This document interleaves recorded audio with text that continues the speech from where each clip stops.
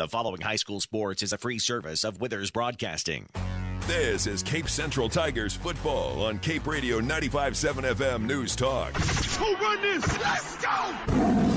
This season of Cape Central Tigers football is brought to you by MRV Banks, Cape Career and Technology Center, Cape Girardeau Honda, Garber's Menswear, Stone Mountain Flooring, Banterra Bank, St. Francis Healthcare System, and DollarSavingDeals.com. Let's send it down to Ryan Winkler for all your play-by-play action on Cape Radio 95.7 FM News Talk. Good evening, ladies and gentlemen. I'm Ryan Winkler alongside Chandler Jansen as the Tigers are going to take on the Webster Grove Statesmen here tonight as the Tigers look to advance into the district championship once again.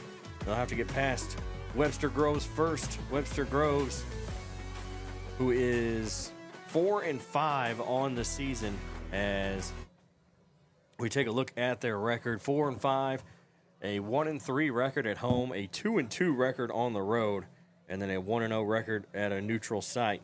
They average 25 points a game and allow almost 32.6, while the Tigers are 7-3, 3-1 at home, 4-1 at home, because you got to count last week. 4-1 at home, 3-2 on the road, and 1-0. So they count it as a neutral site game for some reason on the Misha website that last week, because of a district game, they considered a neutral site. I don't know why, considering it's a home game for the top seeded team. So so actually 4-1 at home, 3-2 on the road. Only score 25.6, a little more than what Webster Groves does. Only allow 19 points a game, and that's gone down since the beginning of the season, since even just a couple weeks ago, as they've really kind of turned it on in the last 2 weeks. The defense stepping up, playing big, and then the offense with Keyshawn Boyd coming back into the starting lineup. Yes, Ryan, last week getting to see Keyshawn Boyd, we had him as our player of the game with Garber's Menswear. It is great to see him when we really need him the most in district play. And you look at this game here, a pair of orange teams this evening. Both of these teams are kind of a who's who almost for a second, where you see that Cape's got their black on and Webster Groves will be wearing their white, and they're going to have orange pants on. So, yes, a battle of orange here at Tigers Stadium this evening, coming off of a 44-0 win last week against Melville. Very impressive win there, a shutout where really they did not get too much going at all. Looking at some of these stats here, especially, we mentioned it. Keyshawn Boyd last week, 2 touchdowns, 209 yards for 15 carries, which brings him to 5 touchdowns altogether on the season. And, of course, we also saw some action last week from Torrance Murray. So, Torrance Murray, 12 touchdowns on the season and 185 carries. We'll be looking for more of those guys in the backfield. And also Aiden McGuire. He had last week 4 for 10, 70 yards through the air, Ryan. Yeah, also, Breon Clemens with an interception, a pick 6 for the second week in a row. He has 3 interceptions, 2 touchdowns on defense, and those 2 touchdowns were last week and the week before, both on pick 6s. That is very impressive. There were 3 interceptions last week, if you remember that. Oh, yeah. 3 different interceptions, and yes, Clemens was responsible for one of those, but we had 2 others as well. D. Williams was on one of them, and then there was another one as well. Was it Colin Chastain? No, hang on. I had it, and I lost it. Do you have the starting lineup with you over there faster than I can get it? Yes. It was Malachi Johnson. That's right. I knew if you said it, I would remember who it was. So, yeah, pretty impressive performance last week with a shutout from the Tiger defense. Moving on to district play this evening, where we will be taking on Webster Groves. And I think we're going to take a short break here before they're going to have the national anthem and everything. And we're going to come back, do a little more talking. But, of course, we do want to remind you that our pregame is brought to you by St. Francis Healthcare System. SFMC.net, bringing quality healthcare to the heartland. So, Ryan, I'm going to turn it back over to you All right, so we will be right back after this. Are you ready for more out of life? Gain the skills and knowledge you need at the Cape Career and Technology Center to pursue a new career as an emergency medical technician, a dental assistant, medical assistant, practical nurse, or a medical coder. Cape CTC gets you job ready with a fast-paced and focused curriculum. Visit our website today at capectc.org. Your Career and Technology Center, Cape Girardeau CTC. The CTC is a proud supporter of Cape Central High School. Go Tigers! Get in the game and show your support for your Central Tigers sports with Garber's Menswear. Their community-driven brand proudly supports these young athletes, fostering teamwork, dedication, and sportsmanship. Garber's has been a community staple in the town plaza since 1960, and they're proud to support our youth as they grow into adult members of the community. Join them in cheering our student athletes on to victory. Together, Garber's and our community can build a brighter future, one game at a time. Go Tigers! Looking to upgrade your floors? Come see why Stone Mountain Flooring is the top choice in Southeast Missouri. Locally owned and operated, they offer a huge selection of name brand carpet, vinyl, hardwood, and tile, all at the lowest prices around. The talented team will help you find the perfect flooring with free estimates and financing available. Stop by today at 410 Seamers Drive in Cape or visit online at stonemountainflooring.biz. Quality floors, great prices, and service you can trust. Stone Mountain Flooring. At MRV Banks, we offer personalized loan options that offer an alternate to credit card debt and are tailored to your needs. Whether you're financing a big purchase or consolidating debt, our team is here when you need us most. With competitive rates, flexible terms, and a quick and easy application process, combined with our amazing local customer service and support, let our experienced lenders meet with you to discuss what's best for your success. MRV Banks, we are from here and love living here. Member FDIC, Equal Housing Lender. This is Chris Brown, General Manager at Cape Girardeau Honda. We're proud to support our Cape Central Tiger athletes and this community we call home. Right now, we have our largest inventory of new Hondas ever, plus a great selection of Honda certified pre-owned vehicles. And when you buy with us, you'll drive with confidence thanks to our lifetime warranty and car washes for life at no extra cost. Cape Girardeau Honda, award-winning sales, award-winning service, and proud supporters of our hometown teams. That's the Cape Girardeau way. Come see us today and let's get you in the Honda you've been waiting for. Cape Girardeau Honda in Cape. At St. Francis Healthcare System, our mission is to provide you and your family with access to the level of care you need, delivered by nationally recognized providers, with the quality of care and support you expect. It's been our commitment to the region for over 150 years. Where faith guides, expert care resides. St. Francis Healthcare System, a higher standard of healthcare. Visit sfmc.net. DollarSavingDeals.com is the Heartland Savings Superstore. Save up to half price on certificates to local businesses at DollarSavingDeals.com. In Southeast Missouri, check out the deals from Jackson Deli, River Rapids Water Park, St. Genevieve, and Scooter's Coffee locations in North Cape, Jackson, and Perryville. If you're in Cape, Sykeston, Jackson, Paducah, Chester, Carbondale, Mount Vernon, Marion, or anywhere in between, get to DollarSavingDeals.com or look for us on the Big Deals app. Banterra Bank is proud to support the Cape Central Tigers and our local communities. I'm Phil Moore, Banterra Market Executive for Southeast Missouri, and we want to be your banking partner. We make banking easy with digital banking, plus exceptional service from our friendly team members at our branch on North Kings Highway. Whether you need a bank for yourself, your family, or your business, Banterra is a team to strongly consider. Stop by and see us. Banterra Bank, member FDIC.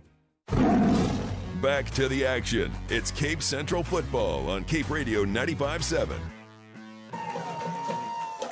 Back here at Cape Central High School, I'm Ryan Winkler alongside Chandler Jansen as the Tigers and the Webster Grove Statesmen are going to go head-to-head here.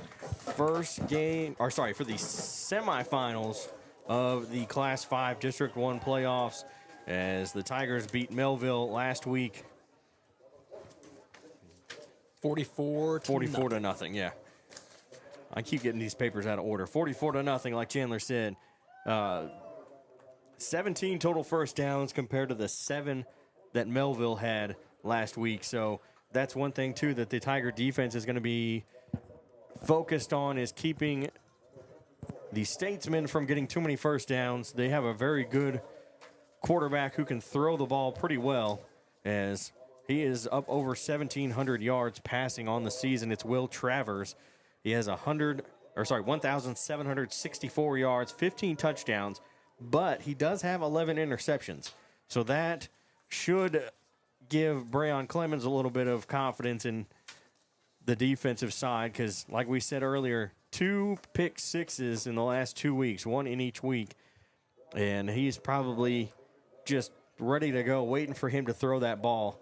And when I was down there earlier talking to some of the coaches, I was watching Webster Groves warm up, and their quarterback has, I don't know how to explain it exactly. His motion is so deliberate that it almost takes a long time for him to pull back and throw. But when he throws, it's still a hard pass, but it looks like it wouldn't be. You'll have to watch when it comes to that point, but it's very hard to describe because it looks like it's such a slow motion. Right.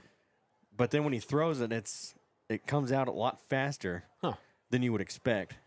So that's almost, I mean, if he could get that motion a little bit faster, I could see him being able to throw the ball even a lot harder than he already does.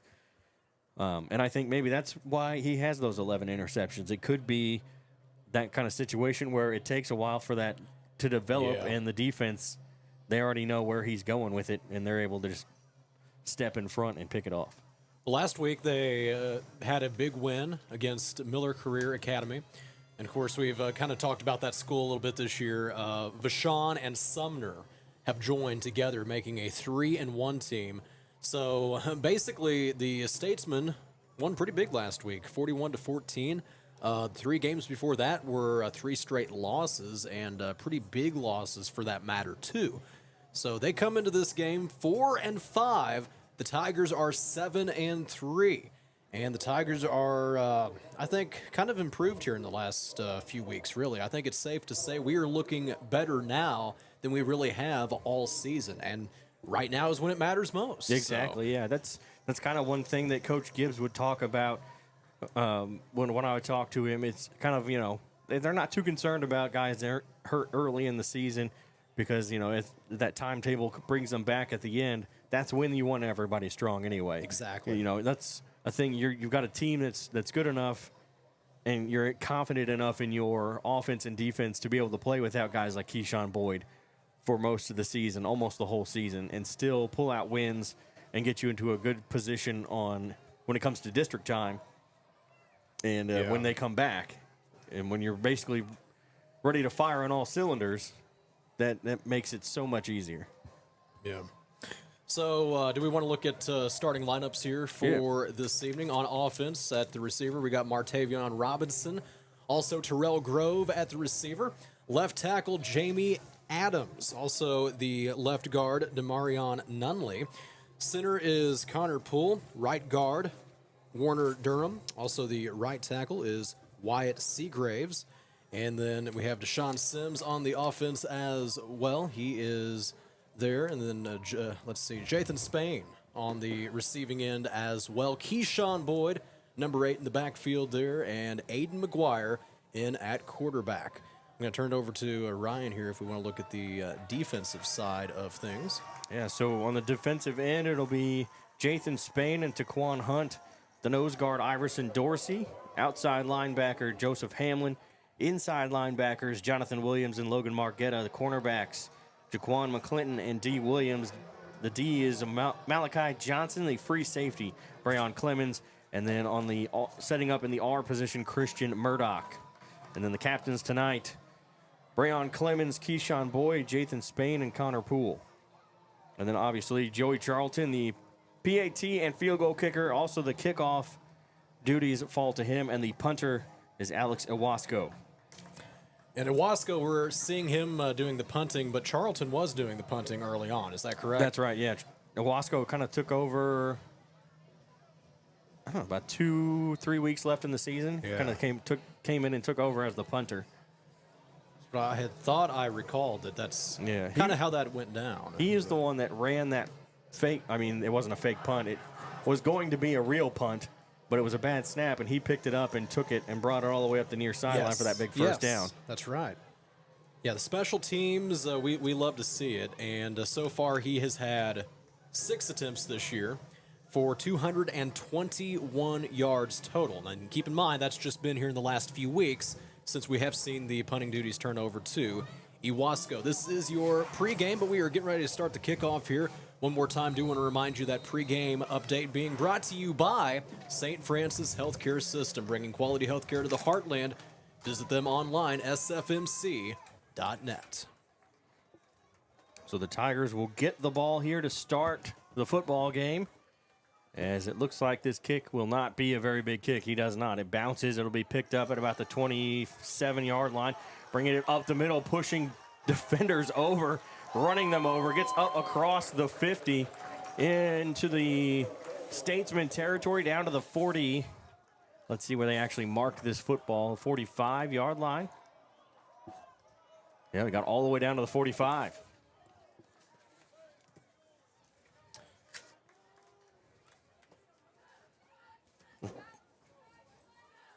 So quite a return there. Can't really ask for much better field position on just a little squib kick. We were able to take good advantage of that. Going to start out here in our opponent's territory on the 45. It is a 1st and 10. Iverson Dorsey was the man to return that one. So Boyd will set up behind McGuire. As McGuire will take the snap, hand it off. Boyd's going to run it up the left side.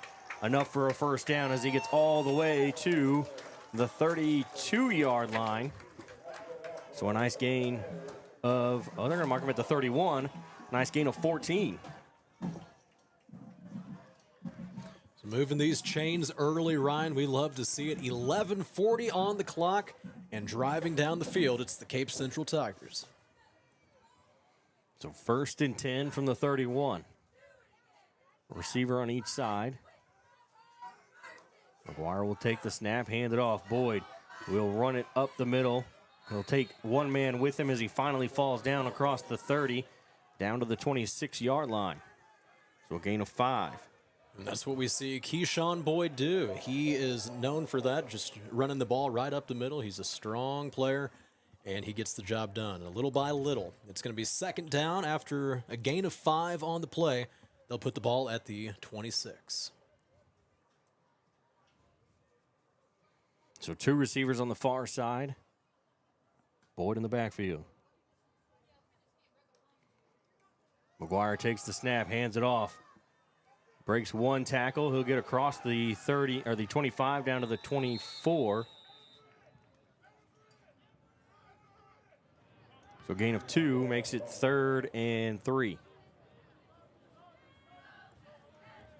Couple of substitutions out there as the Tigers will send in Torrance Murray, and Deshaun Sims will come back to the sideline.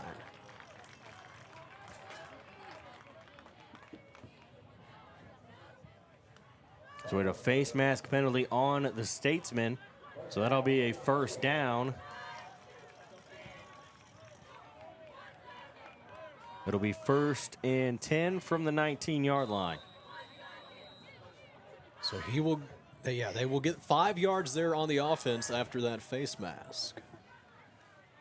So they've got 2 receivers to the right side, Murray in the back, or Murray to the right of McGuire and Boyd, as they're going to fake the handoff and give it to Murray. He's going to run it up the near sideline and get pushed out of bounds at the, looks like the 10-yard line, so a gain of 9. So it'll be 2nd and 1 from the 10. Keyshawn Boyd working his way over to the left side. He will run out of bounds, which will stop the clock. 10:21 to go here in the 1st. Semifinal game here for districts.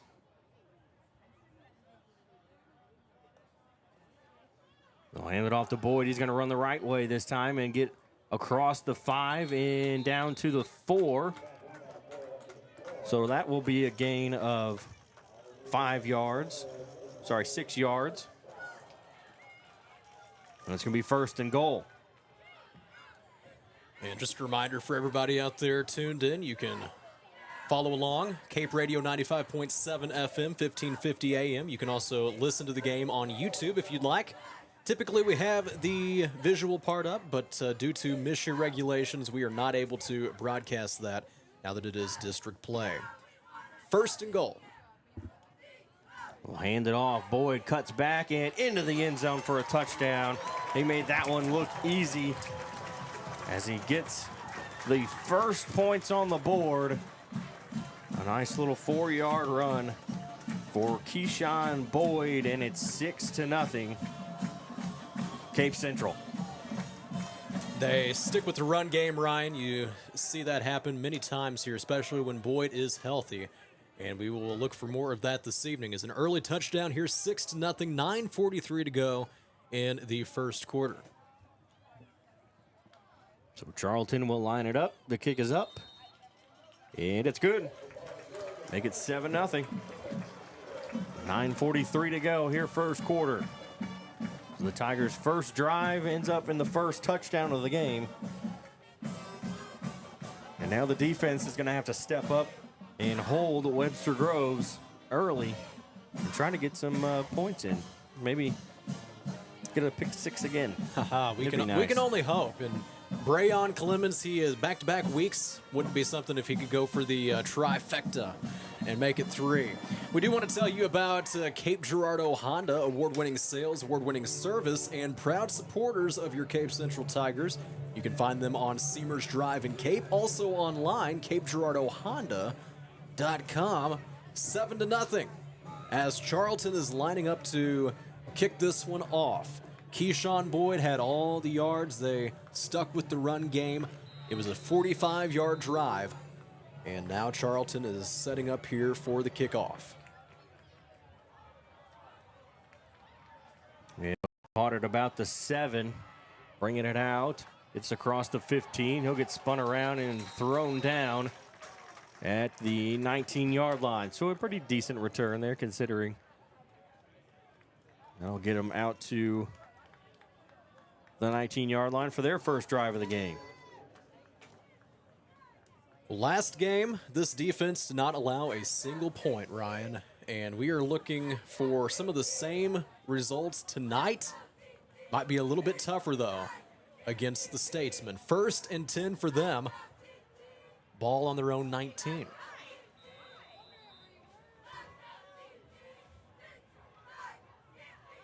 Travers will set up, take the snap. He's going to hand it off, and I don't think that got anything. Looks like it didn't. It'll be 2nd and 10.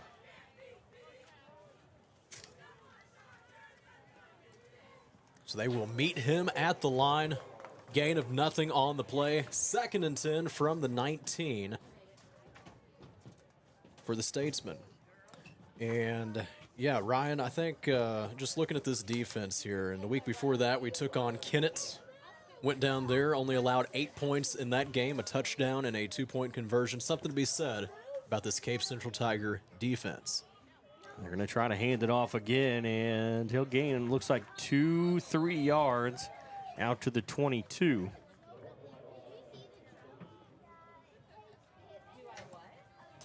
So it'll be 3rd and 7. He will gain a few on the play. Owen Kaposia on the carry for the Statesmen. It's going to be a 3rd and 7. So they'll say he gained 3. Ball on the 22. 8:25 remaining here in the first quarter. Tigers up over the Statesmen, 7-0. Travers will take the snap. He's going to throw downfield, and it is complete just inside that far sideline as he put those toes down and made sure he stayed in bounds as he make the catch to get to the 31. A nice pass of about 10 yards there. So making that catch on the far sideline, Keelan McDonald for Webster Groves, moving the chains, 1st and 10 from their own 31.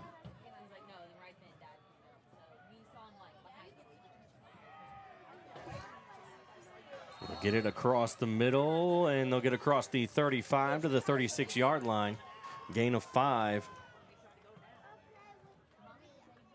So on the quarterback keeper, He is able to pick up 5 yards on the play. Jonathan Williams for this Tigers defense coming in and making the tackle. 7:50 to go. Clock is ticking here in the first. Central is up 7-0.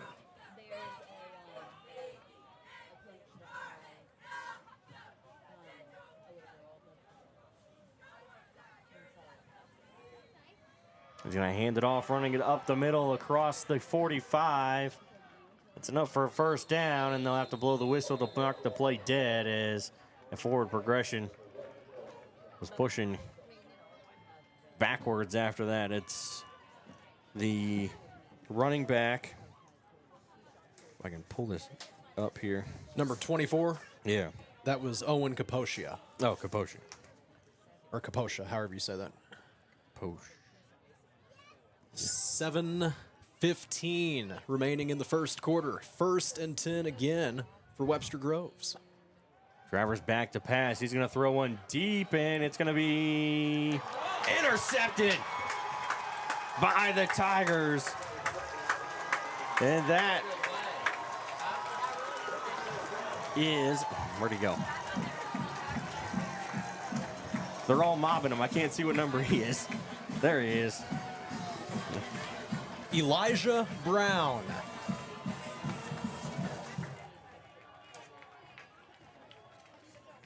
Elijah Brown on the defense right D. there. Williams. D. Williams makes the catch, or makes the interception. You know what? I was looking at the JV roster here. Oh, okay. That's why I didn't didn't understand. I didn't recognize that name. I didn't think that sounded right either, so I was a little curious. McGuire back to pass. He's going to tuck it and run. And I think he lost a yard.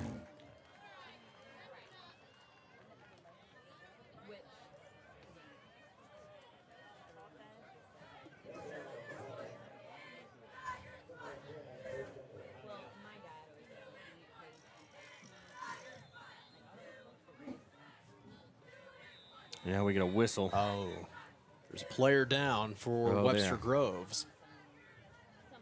They're going to come out here and take a look at him. So that is a defensive player for the Statesmen. See if I can find this guy's number. 68, Henry Holder. So Henry Holder is down. He gets up and he's going to walk over to the sideline under his own power. So that is a good sign for Webster Groves.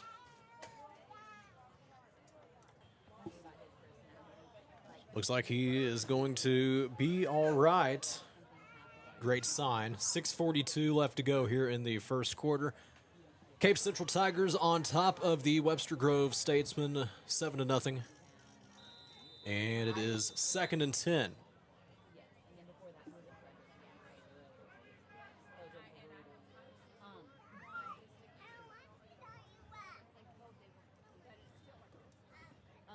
McGuire will turn, hand it off to Boyd.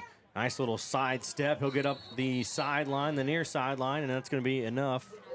Not enough. I was looking at the wrong referee. As that referee has him marked down at the 32-yard line, so a gain of 6.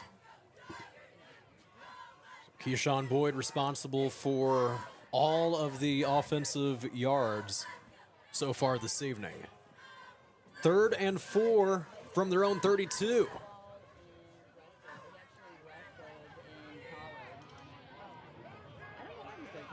He was a SEMO, a graduate assistant, on the football staff. And then I guess it went off from there. We'll hand it off to Boyd. He's going to run it up the left side, get hit, and then fall over the defender for a first down. As he gets across the 35 down to the 36, 37-yard line. So we will keep this drive alive. 1st and 10 for the Tigers. 6:15 remaining in the first quarter now. Tigers are trying to put together a nice drive and potentially go up by 2 scores early in this ball game.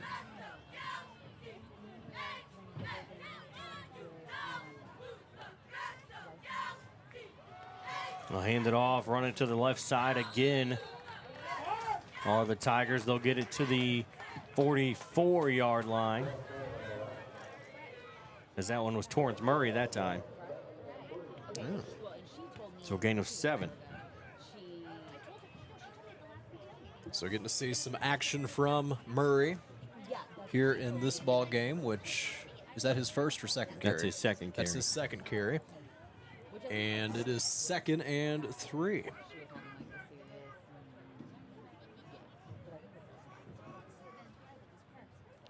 McGuire will take the snap, turn around, hand it off. Murray's going to run it up the left side, near sideline. Flag comes in, breaks a tackle as he spins around and out, gets across the 40 to the 35 in Statesman territory. We'll see what the flag is first.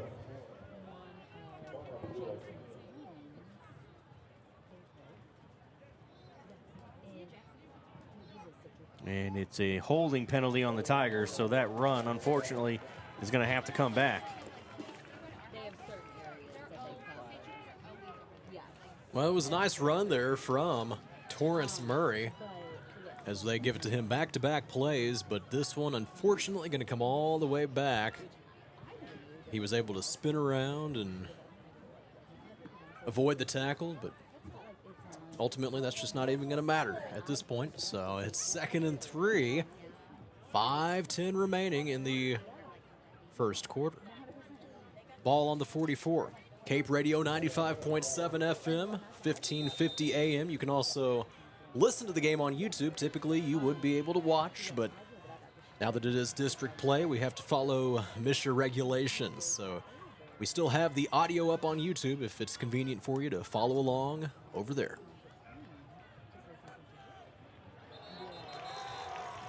Another flag comes in as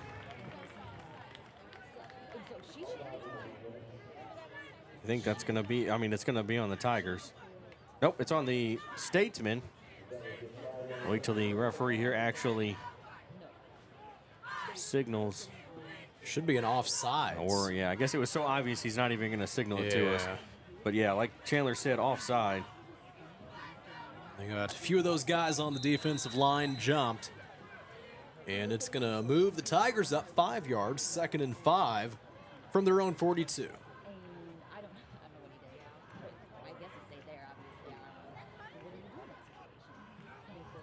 The Tigers will put a man in motion. They'll hand it off. Murray stutter steps, gets it across the 45 down to the 48-yard line. Nice gain there for the Tigers as we get a whistle. That referee over on the far side. Oh, we get a timeout by the Statesmen. So a timeout by Webster Groves here with 5:04 in the first quarter as it's 1st and 10 from the 48-yard line. So we got to tell you about Stone Mountain Flooring, locally owned since 1993. Stone Mountain Flooring, your trusted source for all things flooring. You can visit them on Seamers Drive in Cape, also online, stonemountaincarpet.biz, and proud supporters of Cape Central football. So yeah, we got 5:04 remaining here in the first quarter. Cape Central Tigers on top of Webster Groves, 7-0. 1st and 10 from our own 48-yard line, and the Statesmen have called a timeout, their first of the half. So as we resume play here, 1st and 10 from our own 48. So Chandler, quick update. Fox and Farmington are tied 7-7 in the first quarter. The winner of that one will face the Tigers or the Statesmen, the winner of this game. Murray with a nice run, still pushing forward. They're finally going to blow the whistle. He'll get across the 50 into Statesmen.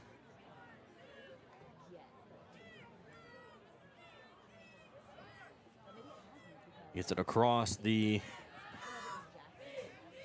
50-yard line down to the 47-yard line. And on this drive, we're seeing a little more action from Torrance Murray, I'm noticing. 2nd and 5 into Statesman territory now as the defense is doing a few switches out there. And they're trying to see how they can respond to the offense. They're going to hand it off as Murray will run it up the middle. He's got enough for a first down. He'll get to the 40-yard line.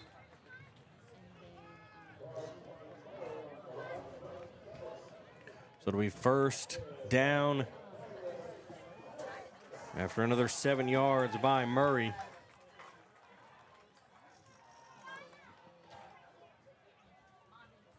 Putting together a pretty nice drive here so far. Ryan taking some more time off the clock this time around. Just under 4 minutes to go now in the first quarter after that interception from the Statesman. First and 10 for the Tigers.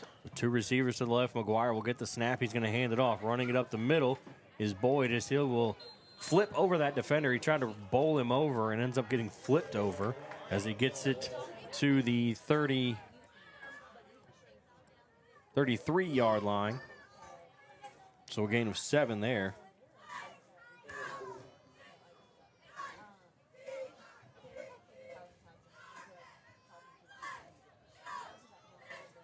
So second and 3. Receiver on each side. McGuire puts a man in motion. It's Grove.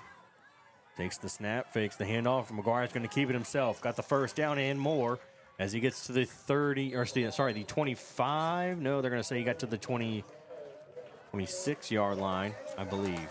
So enough for a first down. We'll see where they actually mark the ball. It's the 27-yard line. So a gain of 6 for McGuire. Okay, so Aiden McGuire, that would make him 21 carries on the season now for 62 yards. He does have 1 touchdown on the ground. Aiden McGuire, first and 10 for Central. He's going to hand it off. Boyd runs it up the right side. Flag comes in. He's able to get away from a defender. He'll get into the end zone, but we'll see if this comes back or not. There's 2 flags out there actually now. I only saw the one come flying in, and I have a feeling this one's coming back. And it's a hold on the Tigers. So that will bring them back after that big run there by Keyshawn Boyd. Unfortunately, he's got to bring it all the way back. They'll start for the 30-yard line. So it'll be first and 13. So what a difference one little penalty can sometimes make. We're going to have to try this again now. 30 yards to go if we want to get there. Put it in the end zone for another touchdown. First and 10, though, for the Tigers. We'll put Spain in motion. McGuire takes the snap, hands it off. Boyd's going to try to run it up the middle. He's met by the defense, and I think he may have gotten back to that line of scrimmage. It looks like he only gained 2 out of that.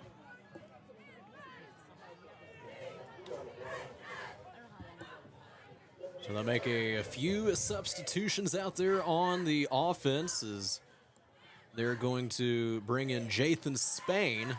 And coming off the field here is Wyatt Seagraves for the 2nd and 11. Ball on the 28. Time is ticking. 1:45 left to go now in the first quarter. McGuire will take the snap, give it to Murray.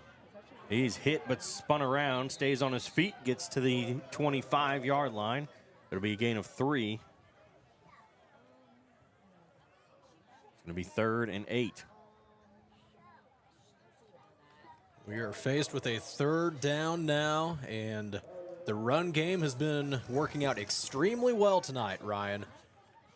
We have not seen any passing attempts at all, but that's really kind of what this season has been a lot of for the Tigers. Just a lot of good, solid runs. Torrance Murray, of course, and then we've got Keyshawn Boyd back now, so those guys are both in the backfield. It's 3rd and 8 here for Cape Central.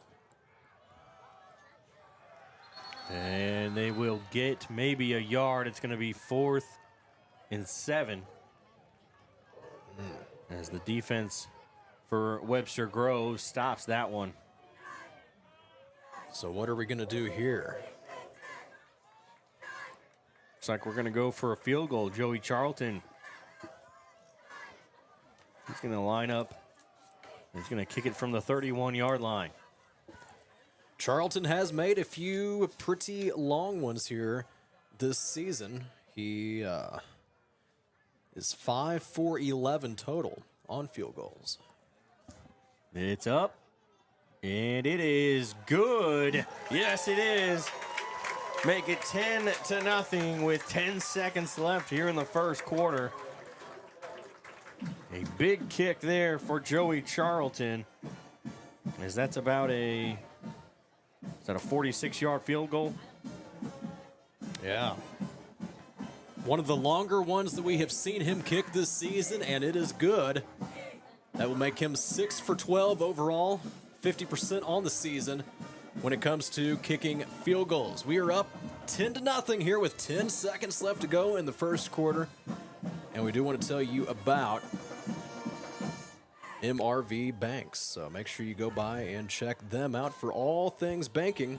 Proud supporters of Cape Central football. MRV Banks, Mount Auburn Road, also online, mrvbanks.com.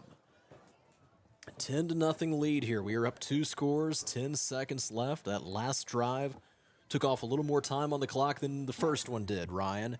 And we were able to get 3 points on the board after an interception, which D. Williams came up with for this Tigers defense.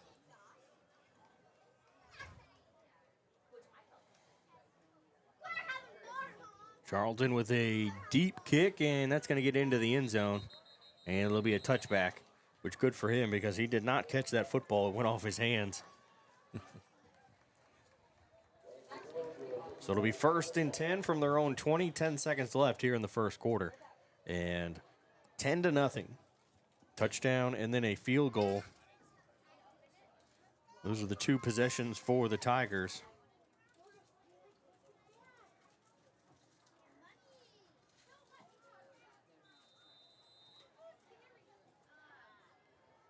So 1st and 10 here from the 20 after a touchback. If this was the NFL, I guess they'd bring it back out to the 35, though. Oh, yeah, you're right. Kind of a controversial thing, too. Trying to throw on the run. Now he's just going to tuck it and run. He'll get out to the 30. We'll see if they actually mark him at the 30, though. They are going to mark him there. So that'll be a 1st down as Travers was trying to throw on the run and then decided to just go ahead and tuck it and go. And so we'll take a quick break. We'll be back after this.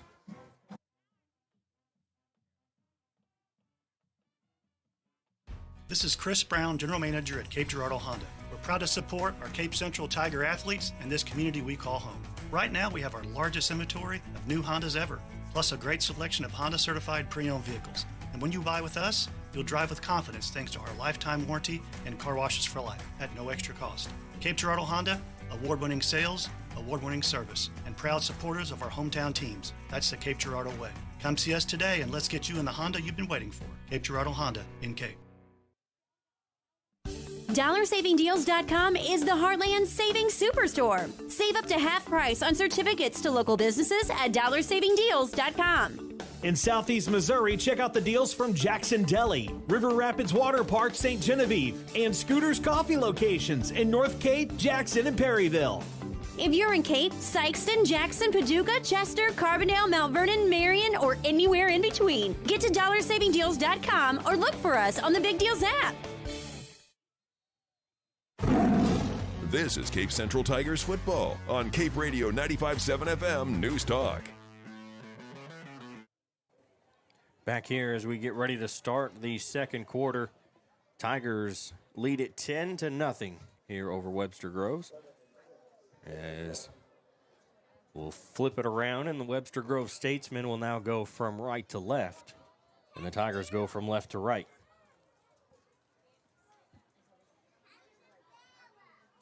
So 2nd and 6. As the throw over the middle is off the fingertips of his intended target. That was Malachi Lewis. And he was trying to throw it to across the middle. And Lewis couldn't get his hands on it, just off his fingertips. And Lewis has 113 yards receiving and a touchdown on the season.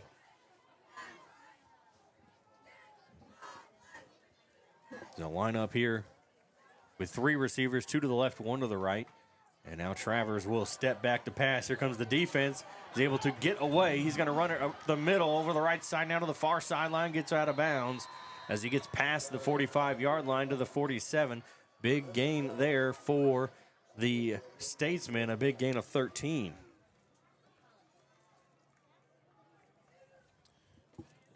So the defense trying to get some pressure there, but really it just kind of opened up a huge hole over there on the far side for this quarterback. It's 1st and 10 as they have the ball on their own 47.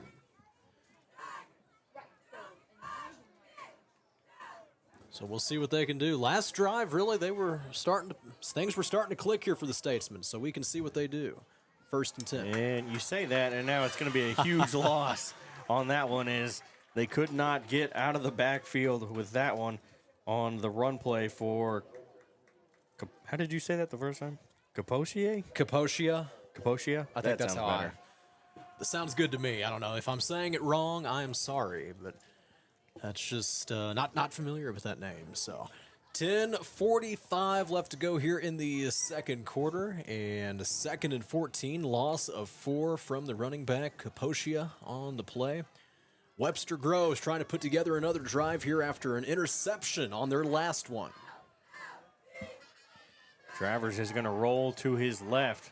Throws to the far sideline, and they're going to say he caught the ball at the 49 in Tiger territory before he went out of bounds. So Kyron Brumley for the Statesmen makes the catch. It's going to be a 3rd down, though. He was able to pick up 8 yards, 3rd and 6, as they will cross midfield. Ball on the 49. 10:21 left to go in the second quarter. It's about as close as you can get to making a sliding catch and staying in bounds. I mean, that was close. We couldn't really see where he caught it, though, because of the sideline. Travers, that ball is blocked, and it's going to be incomplete pass, as it went off of somebody's hand, I believe, went straight up into the air and fell down. It's 4th down. So 4th and 6, and looks like the Statesmen will punt this one away.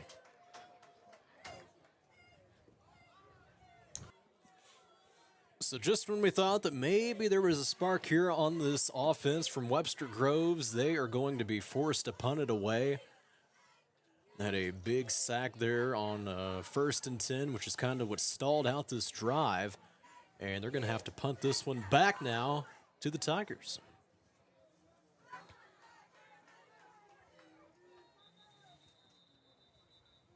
And we get a whistle. And it's a delay a game on the Statesmen.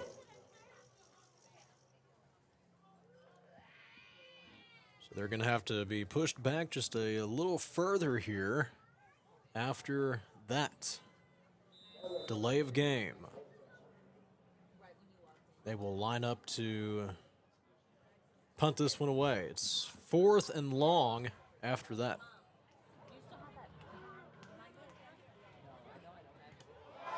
And the punt is blocked, and the Tigers will fall on top of it.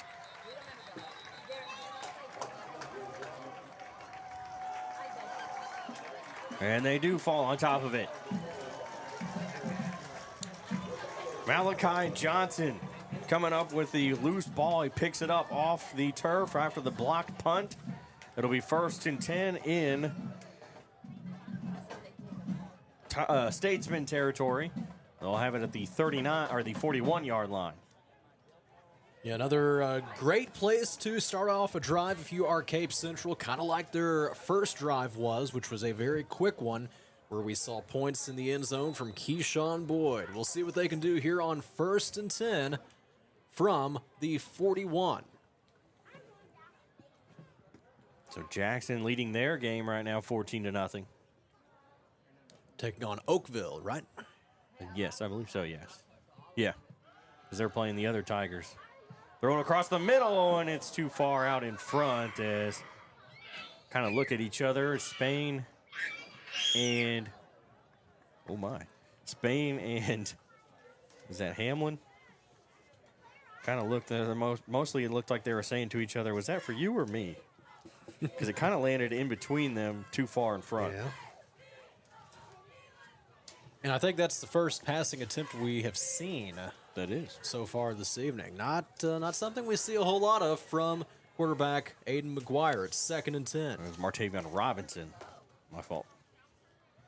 We'll go ahead and just hand it back off again, and stutter stepping, getting to the 40 is Keyshawn Boyd.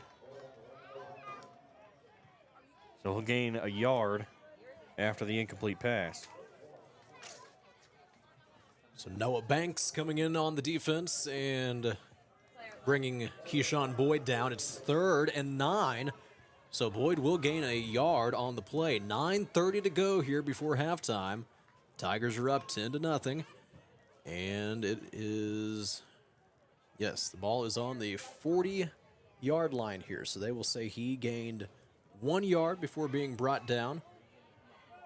Tigers are looking to add to this lead. 9:15 remaining here in the second quarter. There's a whistle. And we get a whistle, and I believe we're going to time out from the Tigers. So with 9:12 left in the second quarter, 3rd and 9, the Tigers will take a timeout. And we'll go ahead and take it with them. We'll be right back after this. Banterra Bank is proud to support the Cape Central Tigers and our local communities. I'm Phil Moore, Banterra Market Executive for Southeast Missouri, and we want to be your banking partner. We make banking easy with digital banking, plus exceptional service from our friendly team members at our branch on North Kings Highway. Whether you need a bank for yourself, your family, or your business, Banterra is a team to strongly consider. Stop by and see us. Banterra Bank, member FDIC. This is Cape Central Tigers football on Cape Radio 95.7 FM News Talk. Back here at Cape Central High School, I'm Ryan Winkler as the Tigers lead the Statesmen 10-0 here. 3rd and 9 as the Tigers line up here with 2 receivers to the left. They'll put Spain in motion. He'll move over just a little bit. He's going to block, and here comes the defense. Fake run. They'll get it to Spain. He'll get it across the 35, to the 30, to the 25. Bowls over another defender, and at the 20, he's going to get pushed out of bounds.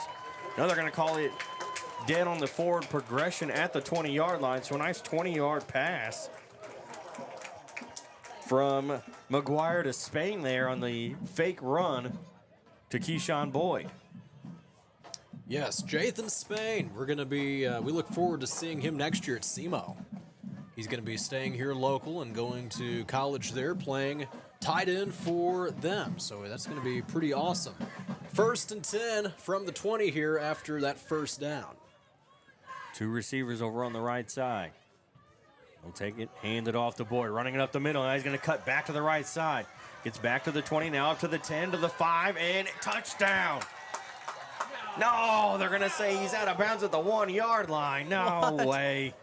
He stretched that arm out and got it across the goal looked like line. a touchdown. Holy cow. They're going to say it's not a touchdown. It's just a 19-yard run for Boyd. I don't know about that one. Yeah, I think there's some fans maybe not too happy about that call. So 1st and goal from the 1.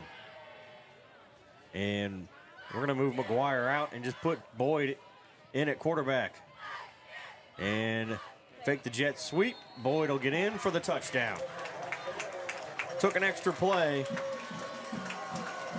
but Boyd still gets into that end zone for the touchdown. So the second touchdown of the night, second touchdown from Boyd. And this time coming in the Wildcat formation. 8:27 left to go in the second quarter. Joey Charlton comes on now to tack on an extra point.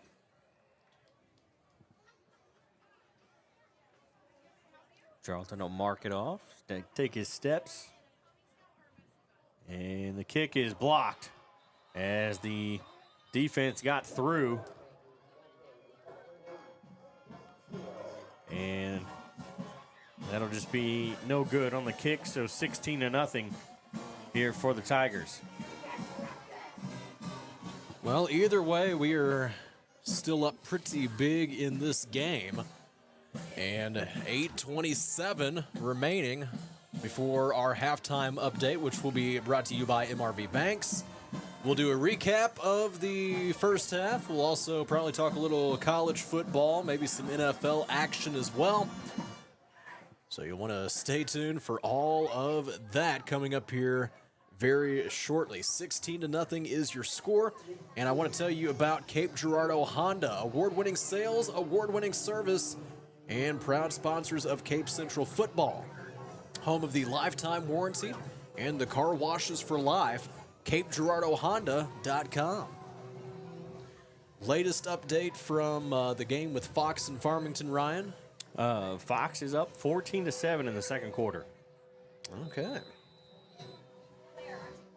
And I guess the second part of that would be that if Fox wins that game, we will play home, anticipating that we do hold on to win this game. Exactly, here yes. We're going to bring it out, and he's going to get wrapped up and brought down at, what, the 11-yard line. So, well, we'll see where they actually place the football. Looks like maybe more the 12 or 13. But honestly, if I was Webster Groves there, I would have just said, no, his foot was in the end zone, because it did look like his foot, the back of his foot was in the end zone, and I would have rather taken that touchback than only get 11 yards out of that. Yeah, and it is interesting to see how with the NFL it is on the 35 now instead of the 25. And I just want to say something about that too. Look at all these kickers, all these NFL kickers. Cam Little just set the record with a 68-yard field goal last week with the Jacksonville Jaguars. It's getting a lot easier to go down and kick 3 points than it used to be. We're going to fake the handoff, throws here over to the right side. It's caught. They'll get brought down at the 16. So a 5-yard reception. It's 15 yards for Travers through the air here today. And I think that was Kyron Brumley. We saw him with a pass earlier, or a reception earlier from Brumley. So this is a 2nd and 4. So he's got all 15 yards. Yes. A little bit of a high snap, throws across the middle. It's caught. We're bringing it over to the near sideline. It's a foot race to the 40, to the 30, to the 20, to the 10, and it's a touchdown for the Statesmen as they cut the lead back down to 10. That is a 73-yard touchdown pass for the Statesmen to make it 16-6. So Jonas Fagan on the reception for Webster Groves. That is kind of hard to believe. This defense is not really one to allow things like that to happen, but mistakes will always happen sooner or later. You can't prevent mistakes in every game. I'm not surprised by this. I had thought about this earlier. They are going for 2 here. It is 16-6. If they go for 2, get the 2 points, they can cut the lead to 8. And they're going to try to throw to the back corner, and it is good. So it's an 8-point game. It's 16-8. So the 2-point conversion connects.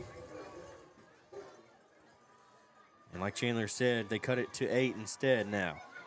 As soon as they had blocked Charlton's extra point, I was thinking that if the Statesmen go down and they score a touchdown, they probably would look to go for 2. That's exactly what they do.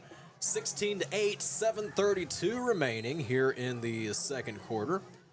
And we we'll tell you about St. Francis Healthcare System, bringing quality healthcare to the heartland.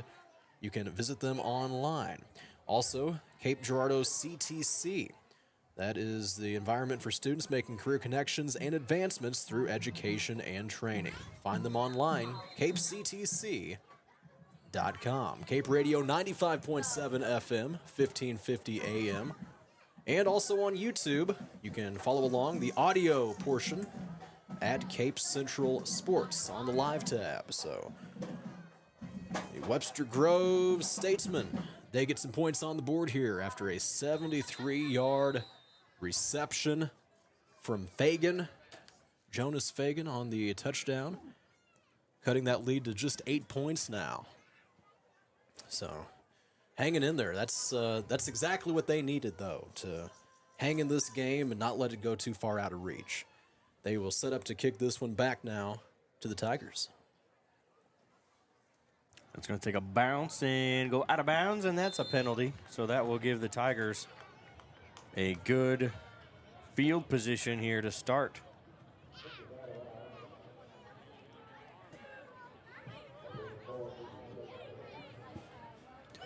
On a kickoff, if it goes out of bounds, it is a penalty, and that will give you the ball at the 35-yard line.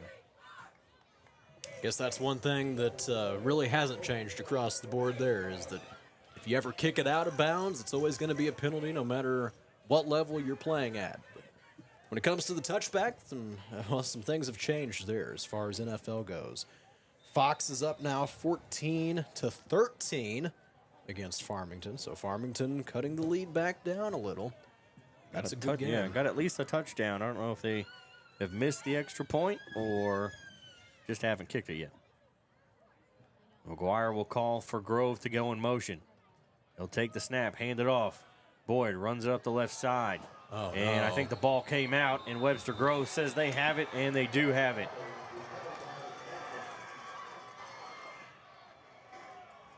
So it'll be Statesman football at the 40-yard line in Tiger territory.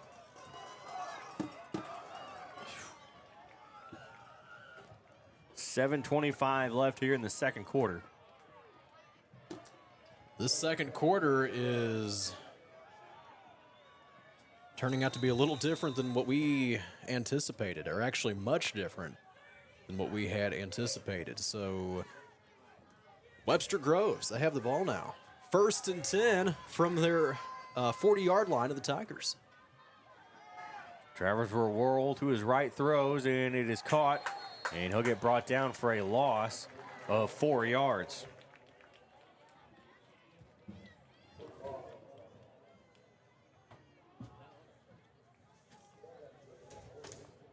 This is Keelan McDonald on the reception. So just under 7 minutes remaining now before halftime. Loss of 4 on the play for the Statesmen. This defense has got to hold strong here. We cannot allow any more points. We can't let them to get back in this game. Just when you thought it almost was out of reach, they come storming back.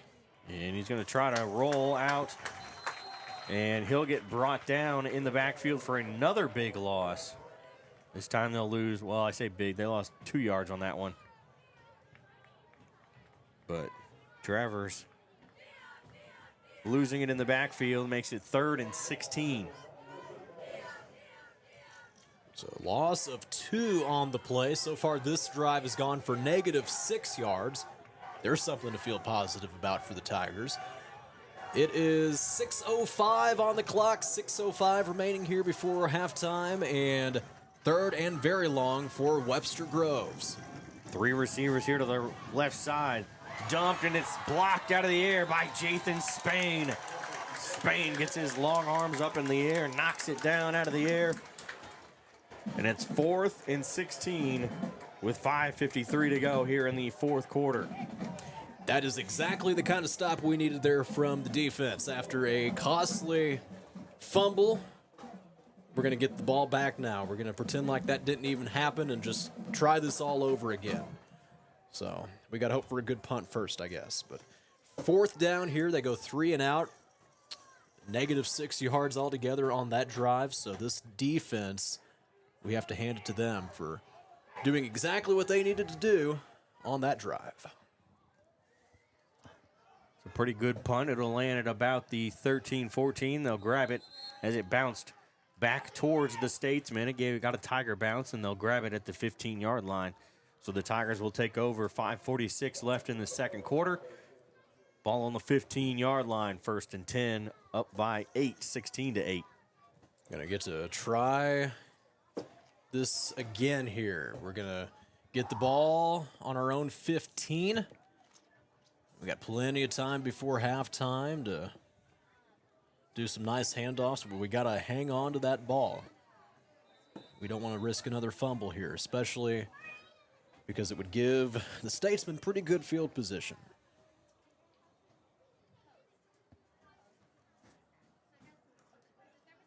McGuire will hand it off to right side.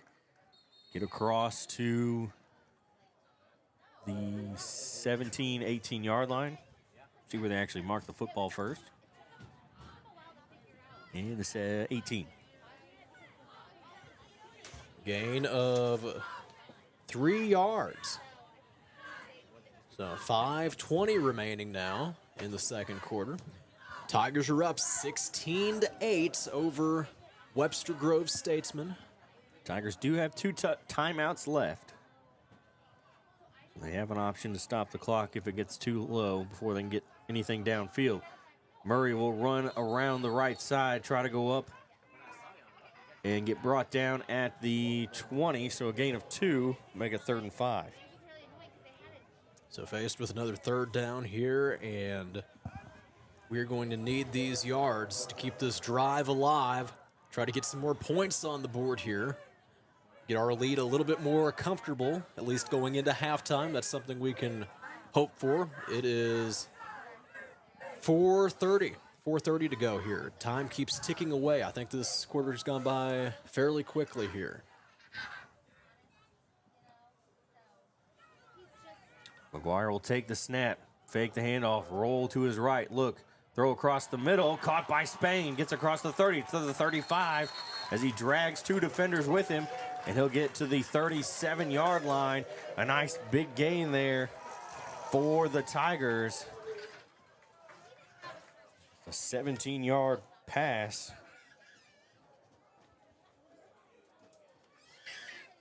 Spain, both receptions here so far tonight. 4 minutes to go in the first half. 2 receivers over to the left side, 1 to the right, and he's going to move that receiver over. He'll take the ball, snap it, hand it off, running it up to the 40. It'll be a gain of 3 for Keyshawn Boyd. I've got him for 75 yards here so far tonight. Another solid performance here from Keyshawn Boyd this evening. They can rely on him to break through this defense, go around the side, spin off of his defenders. He's known to do that so many times. And to make a man miss, that's what he's known for. So 2nd and 7. Gain of 3 from Boyd. Ball on our own 40. So Fox scores again. It's 21-13, so they did miss the extra point. Back to pass. McGuire will throw. Caught by Spain again. He'll get it to the 45. It'll be a gain of 5 through the air.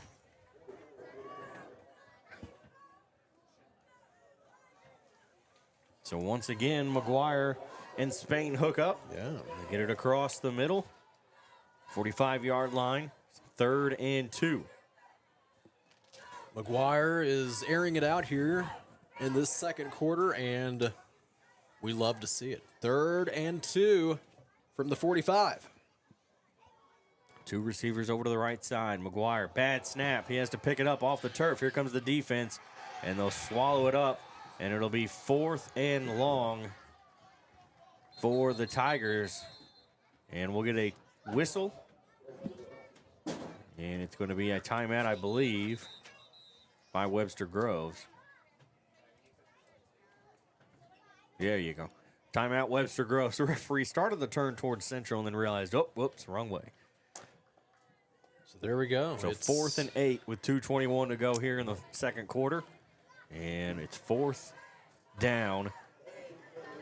And I have a feeling we're going to be punting this football away. I think so. I think that's a pretty good take there with 2:21 remaining. The Statesmen will have one more timeout to go after this one if they want to take it. So we tell you about Stone Mountain Flooring, locally owned since 1993. Stone Mountain Flooring, your trusted source for all things flooring. You can visit them on Seamers Drive in Cape, also online. That is stonemountaincarpet.biz. So 4th down and 8 to go. We are looking to punt this one away. And Alex Iwasco.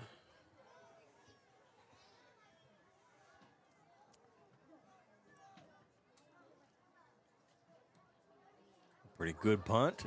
As you can see it spiral through the air, hits about the 30, takes the Statesman bounce out to the 31, so it only gained a yard back for them as it goes out of bounds. 2:13 to go here in the second quarter as the Statesmen will take over on their own 31-yard line.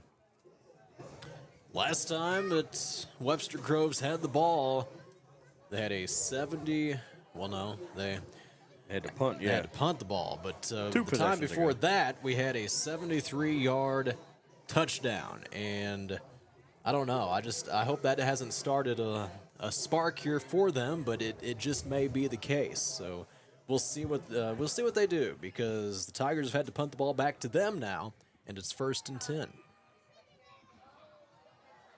They're going to try to go deep with it, and it's going to be incomplete. As they try to hit McDonald once again. Keelan McDonald, intended receiver on the play.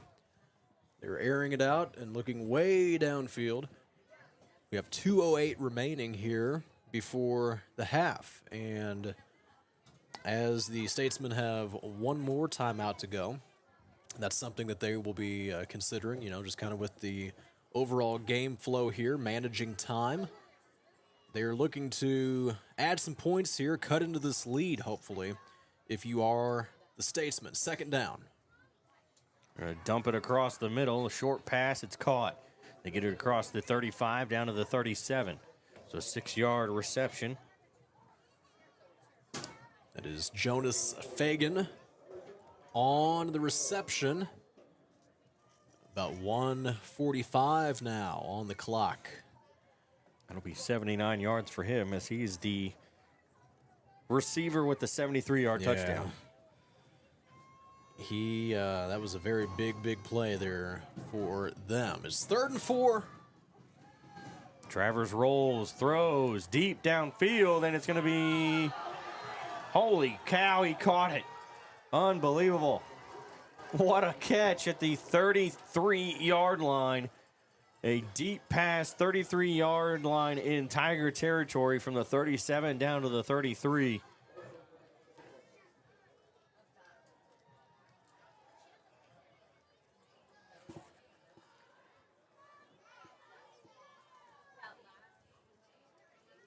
Oh, they're going to hand it off, running it up the middle, and somehow he was able to avoid just everybody. It gets across the 30 to the 26-yard line. So that'll be a gain of 7.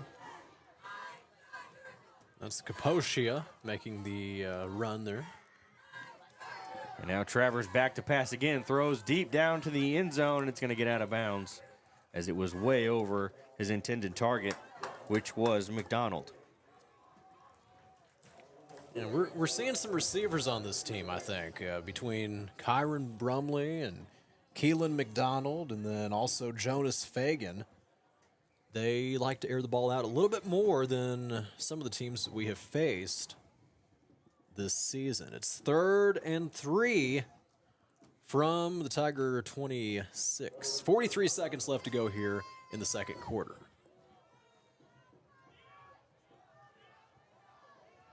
Two receivers to the right side, one to the left. Travers back to pass. He'll throw. It's caught. It is caught. It's going to be short, though, of the first down, I believe. Nope, right at the first down marker, so they do get the first down. They get the 3 yards. I didn't know. That one was Jonas Fagan. Yeah. So 25 seconds. Are they going to call their final timeout? I think they just did, yeah. Yep. Timeout by the Statesman. Okay. So do you take a shot here with 25 seconds? You can almost run 2 plays if you want. If you throw the ball to the end zone. Yeah. I don't know what their kicking game looks like. We don't. We know that their receivers are pretty decent, though. At least that much is true. So 16-8 is the score. If they got a touchdown, they might also go for that 2-point conversion and just try to tie it up. And if not, they would try to kick a field goal, which would cut the lead down to 5. It doesn't look like they've gone for any kind of field goals. The kicking statistics, stats that they have here on this one is just looks like kickoffs. Because it's got 44 attempts, but over 1,500 yards, so that's not. Those are not field goal numbers. 1st and 10. After they were able to move the chains on 3rd down from the 23. Travers is going to roll to his right, looking, throws. He's got a man open, and it's going to be intercepted in the end zone as he brings it out, gets it across the 10, the 15, to the 20. And it's an interception by Malachi Johnson. And what an interception that is, right in the end zone. That's the 2nd interception by the Tiger defense. 15 seconds to go here in the 2nd quarter. And now, do you kneel it? Do you try to run a play? What do you do here? They probably will, but I always kind of like to see them at least run a few plays. 15 seconds isn't much time, though, with that said. And they are going to run a kneel play here. Maybe if they had like 25 or 30 seconds, I'd like it better. So they'll end the first half with a 16-8 lead. They keep Webster Groves from scoring any kind of points before halftime, because Webster Groves will get the ball back to start the 2nd half when we return. But when we come back, we'll have the MRV Banks halftime show for you after this. At MRV Banks, we offer personalized loan options that offer an alternate to credit card debt and are tailored to your needs. Whether you're financing a big purchase or consolidating debt, our team is here when you need us most. With competitive rates, flexible terms, and a quick and easy application process, combined with our amazing local customer service and support, let our experienced lenders meet with you to discuss what's best for your success. MRV Banks, we are from here and love living here. Member FDIC, Equal Housing Lender. Get in the game and show your support for your Central Tigers sports with Garber's Menswear. Their community-driven brand proudly supports these young athletes, fostering teamwork, dedication, and sportsmanship. Garber's has been a community staple in the town plaza since 1960, and they're proud to support our youth as they grow into adult members of the community. Join them in cheering our student athletes on to victory. Together, Garber's and our community can build a brighter future, one game at a time.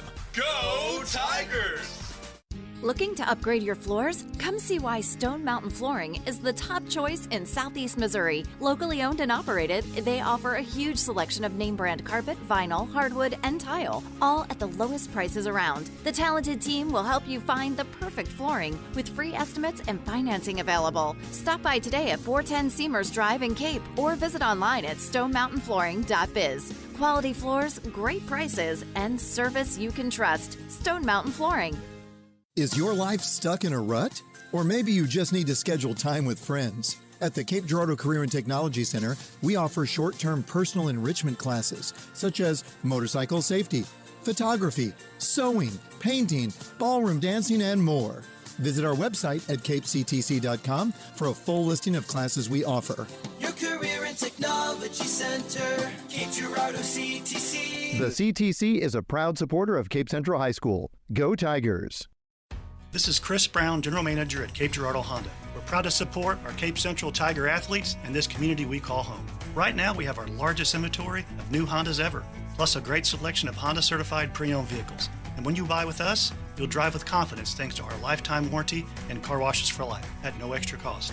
Cape Girardeau Honda, award-winning sales, award-winning service, and proud supporters of our hometown teams. That's the Cape Girardeau way. Come see us today and let's get you in the Honda you've been waiting for. Cape Girardeau Honda in Cape. DollarSavingDeals.com is the Heartland Savings Superstore. Save up to half price on certificates to local businesses at DollarSavingDeals.com. In Southeast Missouri, check out the deals from Discovery Playhouse Cape Girardeau, Rock and Roll Drive-In Chaffee, Momo's Favorite Treats Cape Girardeau, and Tropical Island Pets Cape Girardeau. If you're in Cape, Sykeston, Jackson, Paducah, Chester, Carbondale, Mount Vernon, Marion, or anywhere in between, get to DollarSavingDeals.com or look for us on the Big Deals app. Banterra Bank is proud to support the Cape Central Tigers and our local communities. I'm Phil Moore, Banterra Market Executive for Southeast Missouri, and we want to be your banking partner. We make banking easy with digital banking, plus exceptional service from our friendly team members at our branch on North Kings Highway. Whether you need a bank for yourself, your family, or your business, Banterra is a team to strongly consider. Stop by and see us. Banterra Bank, member FDIC. At St. Francis Healthcare System, our mission is to provide you and your family with access to the level of care you need, delivered by nationally recognized providers, with the quality of care and support you expect. It's been our commitment to the region for over 150 years. Where faith guides, expert care resides. St. Francis Healthcare System, a higher standard of healthcare. Visit sfmc.net. This is Cape Central Tigers football on Cape Radio 95.7 FM News Talk. Back here at Cape Central High School, I'm Ryan Winkler alongside Chandler Jansen, and Chandler Tigers up here at the half, 16-8. Kind of an eventful first half as we'll just run down here. Look, for the Statesmen, their possessions was interception, punt, touchdown, punt, interception. For the Tigers, they had touchdown, field goal, touchdown, fumble, punt, and then end of half. So three straight possessions with points scored for the Tigers. Excuse me. There was only that one for the Statesmen. After the interception, they've had 2 interceptions, 2 punts, and the 1 touchdown, but they did get that 2-point conversion to get to the 8 points. And that touchdown was really just the big one big play for 73 yards. Yes, and that was just kind of the one mistake, I guess that you could call it, a little mishap that we had as the Tigers defense. But other than that, we got to feel pretty positive overall. We look like the better team, I will say that. But with that said, we've had a few mistakes that have really just kind of cost us in one way or another. And, we can talk about a few of those penalties. One of them being when we had the ball on offense. Keyshawn Boyd, he was going to run the ball in for a touchdown.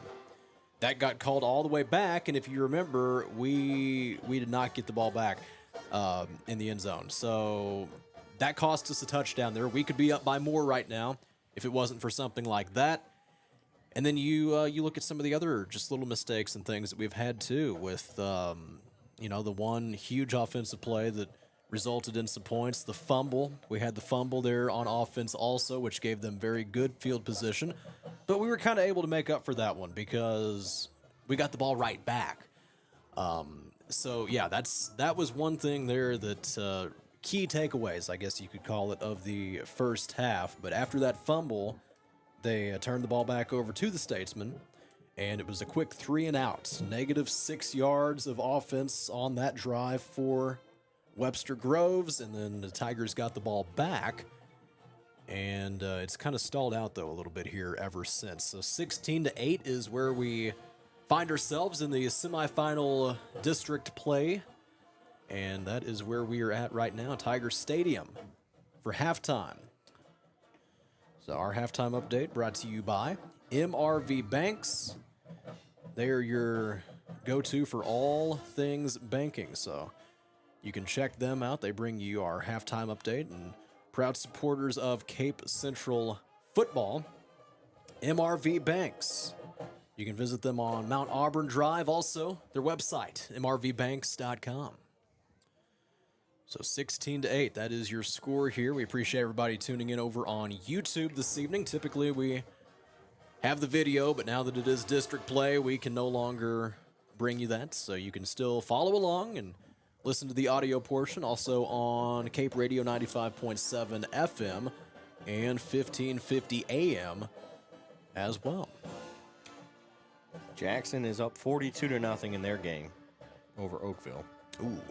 And the last thing that we saw for Fox and Farmington up 28-21. And that's the second quarter, but they've probably gotten to halftime by now. I believe they started the same time we did. As we can actually take a look here at the bracket, as Fox beat Poplar Bluff last week 49-14 to move into that second round against Farmington. The Tigers beat Melville 44-0, and then Webster Groves, like Chandler said in the pregame, beat Miller Career Academy along with two other schools to form the one football team. They beat them 41-14. So they moved into this one. So the top four teams in the next round, number 1, Farmington against number 4, Fox. Number 2, Central against the number 3 seeded Webster Grove Statesman. And the winners will play next Friday. Yes, obviously, it'll probably be 7 o'clock. They don't put the time on there until the 2 games are over, but it'll be 7 o'clock probably next Friday. And it'll be the winner of Fox and Farmington against the winner of this one. And if Fox wins, whoever wins this one will get a home game. Because Central being the 2, Webster Groves being the 3, either one of them is higher ranked than Fox. So that is how the winner of this one will get a home game if Fox beats Farmington. If Farmington wins, they get the home game. Then the winner of this one will have to travel up to Farmington next week. So that will be a 7 o'clock next week. Yeah, so I'm sure it will be. Yeah. They don't like, for some reason, they don't like to put the times up there all the time on the website when they get the brackets made up. But if they do play next Friday, which I don't know why they wouldn't, it'll be 7 o'clock. But here at the half, it's 16-8 to the Tigers on top. Webster Groves it looked like they were going to score a touchdown there at the end. They throwing for the end zone, Travers, and he throws another interception as the Tigers' Malachi Johnson intercepted it in the end zone, brought it all the way out to about the 25-yard line, somewhere in there. And then the Tigers just decided we'll just kneel it and end the first half because there was only 15 seconds left after that interception. So we'll take a break. We'll come back, talk some college, some NFL. We'll take a peek at some of the other scores, see if there's any new updates. We'll be back after this. At MRV Banks, we offer personalized loan options that offer an alternate to credit card debt and are tailored to your needs. Whether you're financing a big purchase or consolidating debt, our team is here when you need us most. With competitive rates, flexible terms, and a quick and easy application process, combined with our amazing local customer service and support, let our experienced lenders meet with you to discuss what's best for your success. MRV Banks, we are from here and love living here. Member FDIC, Equal Housing Lender. Get in the game and show your support for your Central Tigers sports with Garber's Menswear. Their community-driven brand proudly supports these young athletes, fostering teamwork, dedication, and sportsmanship. Garber's has been a community staple in the town plazas since 1960, and they're proud to support our youth as they grow into adult members of the community. Join them in cheering our student athletes on to victory. Together, Garber's and our community can build a brighter future, one game at a time. Go Tigers! Looking to upgrade your floors? Come see why Stone Mountain Flooring is the top choice in Southeast Missouri. Locally owned and operated, they offer a huge selection of name brand carpet, vinyl, hardwood, and tile, all at the lowest prices around. The talented team will help you find the perfect flooring with free estimates and financing available. Stop by today at 410 Seamers Drive in Cape or visit online at stonemountainflooring.biz. Quality floors, great prices, and service you can trust. Stone Mountain Flooring. Is your life stuck in a rut? Or maybe you just need to schedule time with friends. At the Cape Girardeau Career and Technology Center, we offer short-term personal enrichment classes such as motorcycle safety, photography, sewing, painting, ballroom dancing, and more. Visit our website at capectc.com for a full listing of classes we offer. Your Career and Technology Center, Cape Girardeau CTC. The CTC is a proud supporter of Cape Central High School. Go Tigers! This is Chris Brown, General Manager at Cape Girardeau Honda. We're proud to support our Cape Central Tiger athletes and this community we call home. Right now, we have our largest inventory of new Hondas ever, plus a great selection of Honda-certified pre-owned vehicles. And when you buy with us, you'll drive with confidence thanks to our lifetime warranty and car washes for life at no extra cost. Cape Girardeau Honda, award-winning sales, award-winning service, and proud supporters of our hometown teams. That's the Cape Girardeau way. Come see us today and let's get you in the Honda you've been waiting for. Cape Girardeau Honda in Cape. DollarSavingDeals.com is the Heartland Savings Superstore. Save up to half price on certificates to local businesses at DollarSavingDeals.com. In Southeast Missouri, check out the deals from Discovery Playhouse Cape Girardeau, Rock and Roll Drive-In Chaffee, Momo's Favorite Treats Cape Girardeau, and Tropical Island Pets Cape Girardeau. If you're in Cape, Sykeston, Jackson, Paducah, Chester, Carbondale, Mount Vernon, Marion, or anywhere in between, get to DollarSavingDeals.com or look for us on the Big Deals app. It's proud to support the Cape Central Tigers and our local communities. I'm Phil Moore, Banterra Market Executive for Southeast Missouri, and we want to be your banking partner. We make banking easy with digital banking, plus exceptional service from our friendly team members at our branch on North Kings Highway. Whether you need a bank for yourself, your family, or your business, Banterra is a team to strongly consider. Stop by and see us. Banterra Bank, member FDIC.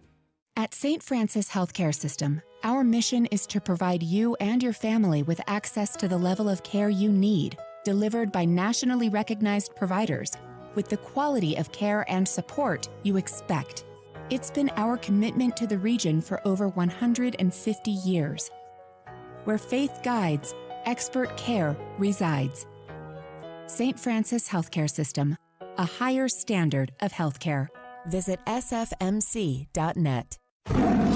This is Cape Central Tigers football on Cape Radio 95.7 FM News Talk.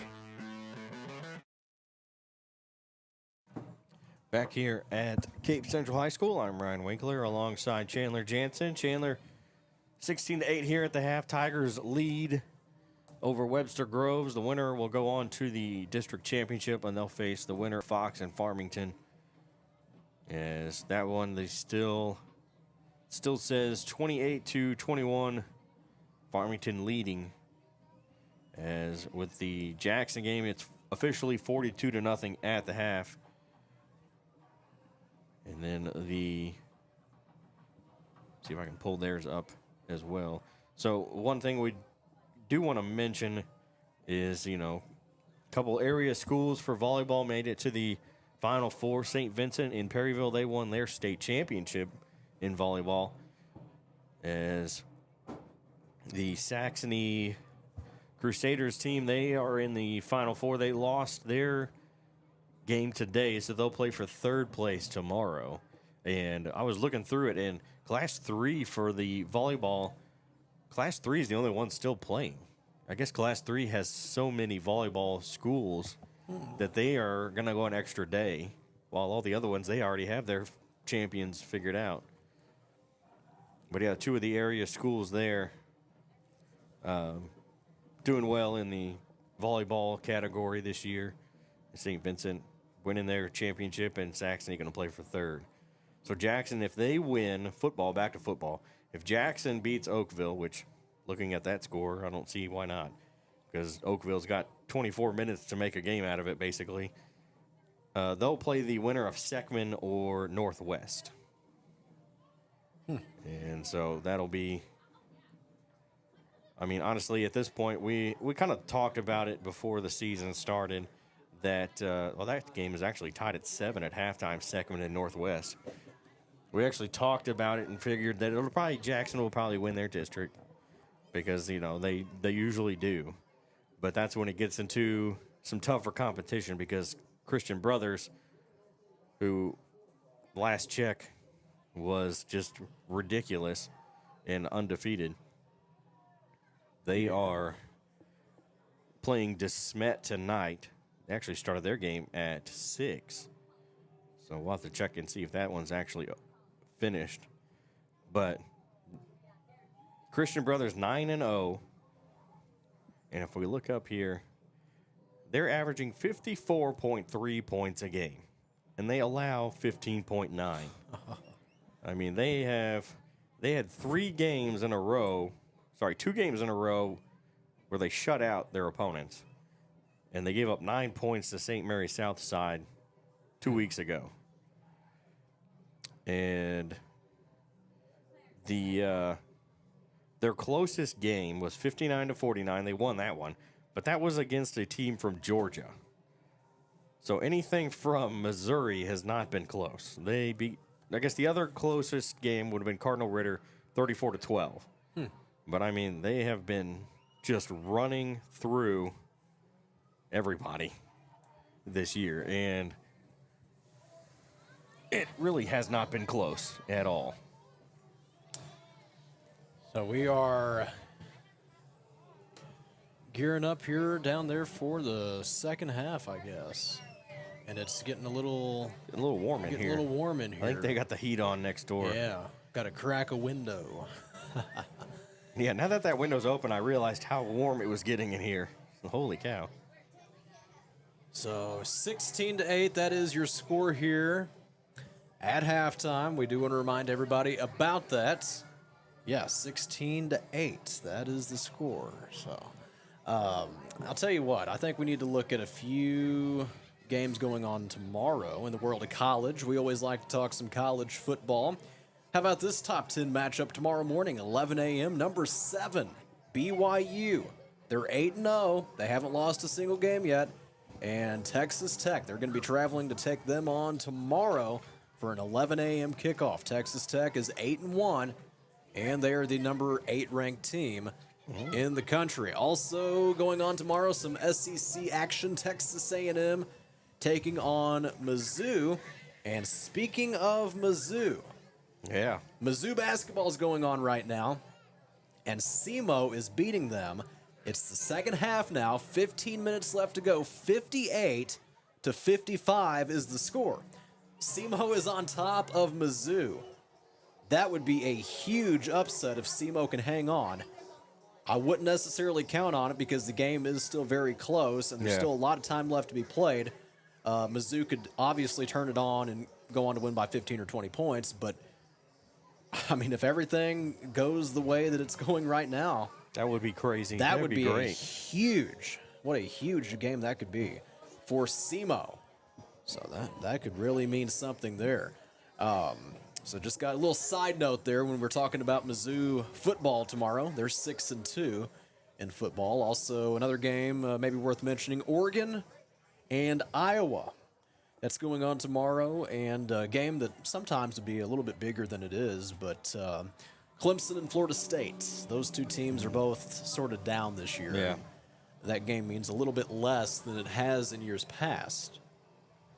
So, yeah, Mizzou basketball is losing by 3 right now. 15 minutes left in the second half. We actually got a note of that here when it was halftime, and SEMO was up 5 during the half. So pretty cool. We're gonna try to keep you kind of updated on that. If we can think about it here in the second half of this game, just follow along and kind of see what's going on, because I think a lot of people would be pretty surprised by that one. Also, in the world of NFL, Broncos played last night. They beat the Raiders. That was kind of a low-scoring, ugly game, wasn't it? A lot of those Thursday night games have been ugly, honestly. I mean, they've been close, like scoring-wise, it's been close, but I don't know. I'm more on the side of let's get rid of Thursday night games, because I think part of the problem is, too, these teams will play on Sunday, and they've got maybe 2-3 days to practice. Yeah. They've got to take a day off somewhere, and I'm guessing they'll take Monday off if they don't play. I mean, if they don't play on Monday, I'm guessing they'll take Monday off somehow, because, I mean, you can't really throw your guys back out there after a tough game on a Sunday. Right. But, yeah, I know the Cowboys coaches used to complain about having to play on Thanksgiving all the time. because it was such a quick turnaround. Right. But now everyone's got that chance, and I don't think anyone else really likes that either. I mean, you get that nice longer break afterwards, but still. Right. But yeah, and like I said, those Thursday night games have not been that. I mean, they've been close. They've had a couple good ones, but for the most part, they've never really been great to begin with. And I feel like it should just kind of go away. If you're going to play a game on a different day, yeah. And I know you can't really do it on Saturday because of college, right? But I mean, I'd rather see them do it maybe on Tuesday if you're going to do it, because then you could get Wednesday, Thursday, Friday, Saturday, and Sunday still before your next game. That wouldn't be the worst idea, I don't think. Yeah, I could support that. And you got to remember too, when it comes to college, some of those smaller conferences like the MAC conference and some of those, they will play on Tuesday nights and Wednesday nights. There will be games that they will play, and it's kind of rare. But some of those smaller mid-major conferences are known to do that. Yeah, because I think someone had mentioned or posted somewhere that at some point after a certain day, there was going to be a football game every day. Yeah, I think I saw that too, actually. Because it was, I guess, after the NFL started, maybe after the third week or so, because you'd have the Thursday game, then you'd have some of the colleges were playing on Friday, and then obviously Saturday, Sunday, or college football and NFL, and then Monday again. But yeah, like you said, some of those smaller conferences playing on Tuesdays and Wednesdays, and then you get the Thursday game, and sometimes you don't necessarily you don't always care about the game. But if you're just a football fan in general, you'll watch it.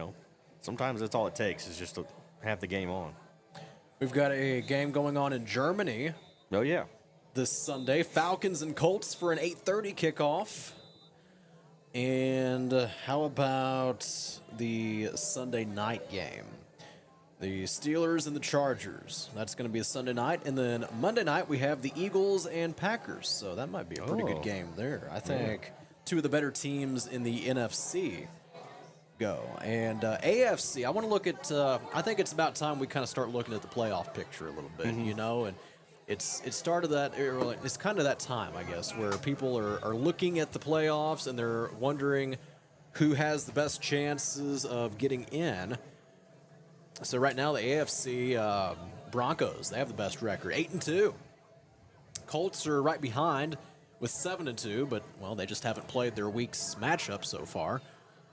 Patriots are 7-2. Steelers 5-3. Currently, the Steelers have a 57% chance of making the playoffs. If they win, 71% chance. If they lose, 48%. The Bills are 6-2. They should be in the playoffs. 94% chance to make it. And the Chargers, we're looking at them right now, 68% chance to make the playoffs. If they lose to the Steelers, they're giving them a 54% chance, and if they win that game, a 77% chance. Now, the Jaguars, they would be in the playoffs if the season ended today, and they are 5-3. That would mean that the Chiefs would be out. That's right, the Chiefs would not be in the playoffs if the season ended today. And I know a lot of people are thinking about that because really, I think the Chiefs are probably still one of the better teams, and they're going to win.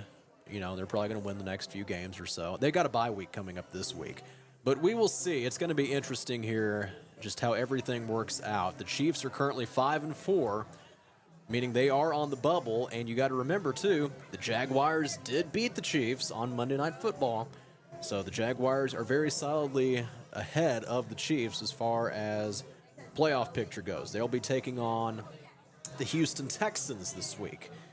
And the Texans have a 20% chance of making the playoffs. They need a little bit more help. 3-5. If they win the game against the Jaguars, they've got a 31% chance, is what they say. This is all NFL.com, by the way.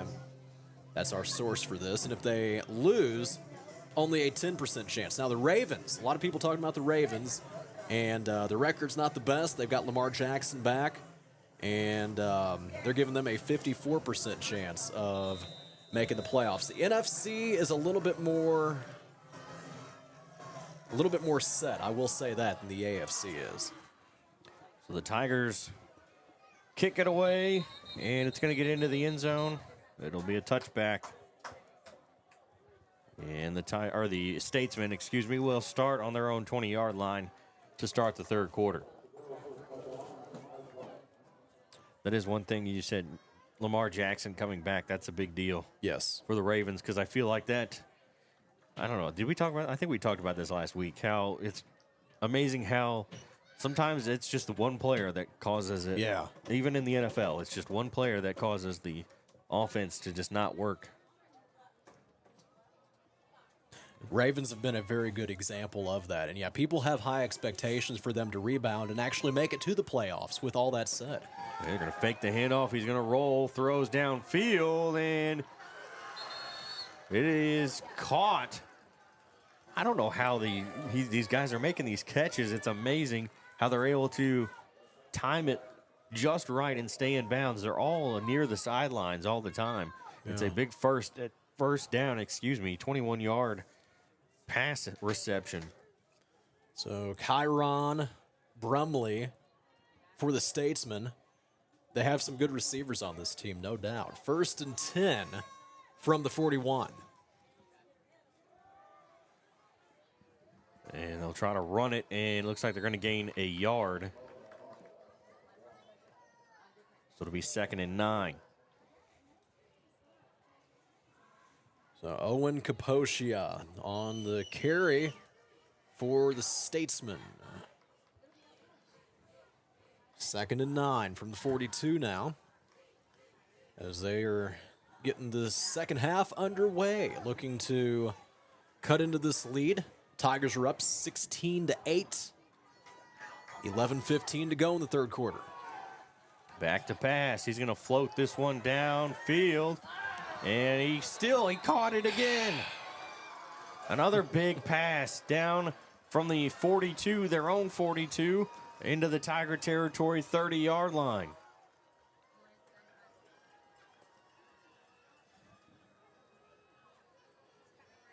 A 28-yard pass from Travers. And this defense is going to have to find a way to stop this passing game, really. I think the passing game is what's hurting us. We got a flag thrown here. And it's against the Statesmen.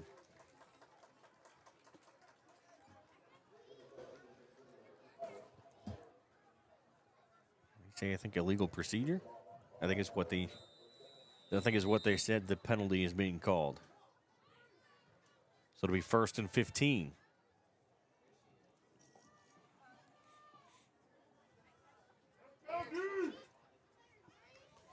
They'll back up 5 yards. Ball on the 35. 1st and 15. 10:30 to go here in the third quarter. Travers takes the snap, hands it off. Break one tackle, but not the next 2, 3, 4 guys that come in and grab onto him. And it looks like they gain a yard out of that one. 2nd and 14. So, 2nd down now for Webster Groves. They are trying to put together some kind of drive here and get some more points on the board. So far this evening, they've had one touchdown that was good for a 73-yard reception over to Jonas Fagan. This is 2nd down now, 14 yards to go from the 34. Back to pass, throws to the sideline, caught. And they'll bring him down after they mark the forward progression at the 28-yard line. 3rd and 7. Let's see. Yeah, 7. Or 8, whatever. 3rd and 8. 9:15 remaining, and this crowd is getting into it here. Big 3rd down. Flag on the play. It's going to be against the Statesmen.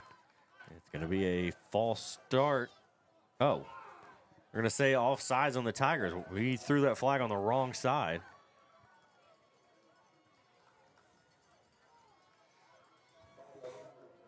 So that'll make it 3rd and 3. Usually when you call a penalty like that, you throw the flag on the side of the ball that the team that committed the penalty. All right, big 3rd and 3 here. We need a stop. And we don't get it as he gets across up the middle. Enough for a first down to the 16-yard line.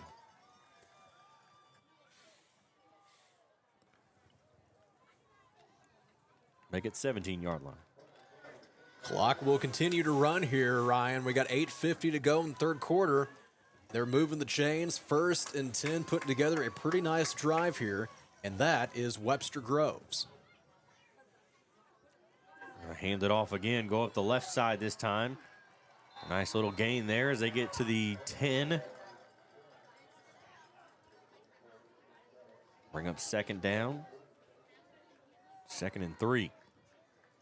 This has probably been the best overall drive that we have seen from the Statesmen. So I don't know, maybe something to be a little concerned about if you are the Tigers moving forward in this game. It's still a very much close game.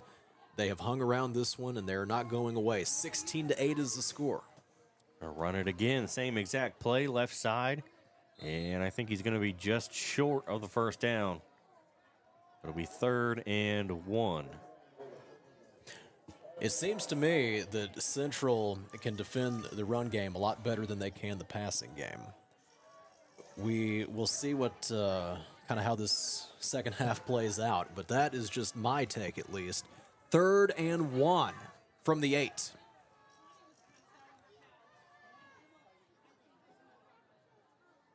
Travers looks back at the sideline. He'll take the snap, hand it off. He's got enough for the first down inside the 5 down to the 3-yard line. That'll bring up 1st and goal from the 3. 7:18 left here in this 3rd quarter as the Statesmen threaten to score. Well, they're taking a lot of time off the clock, Ryan. They've used up almost 5 minutes, and it is 1st and goal now from the 3.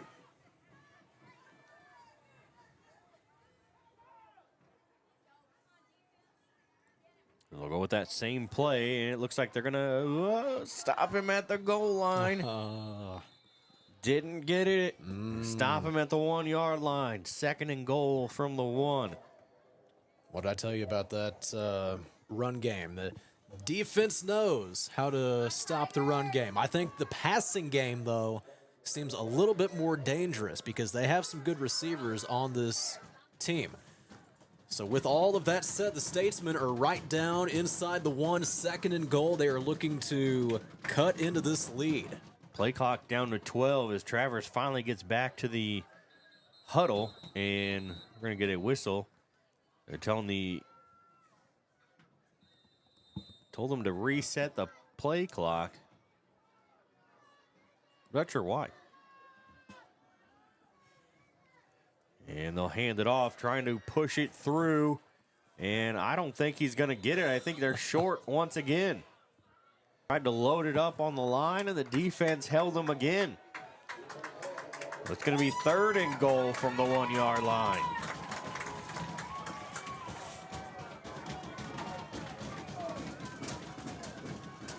Now we're going to get 3 new players coming in for Webster Groves.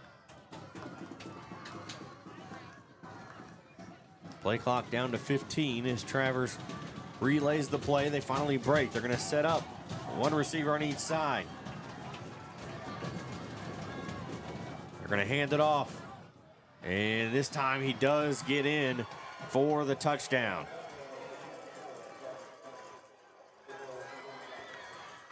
And it's now 16-14.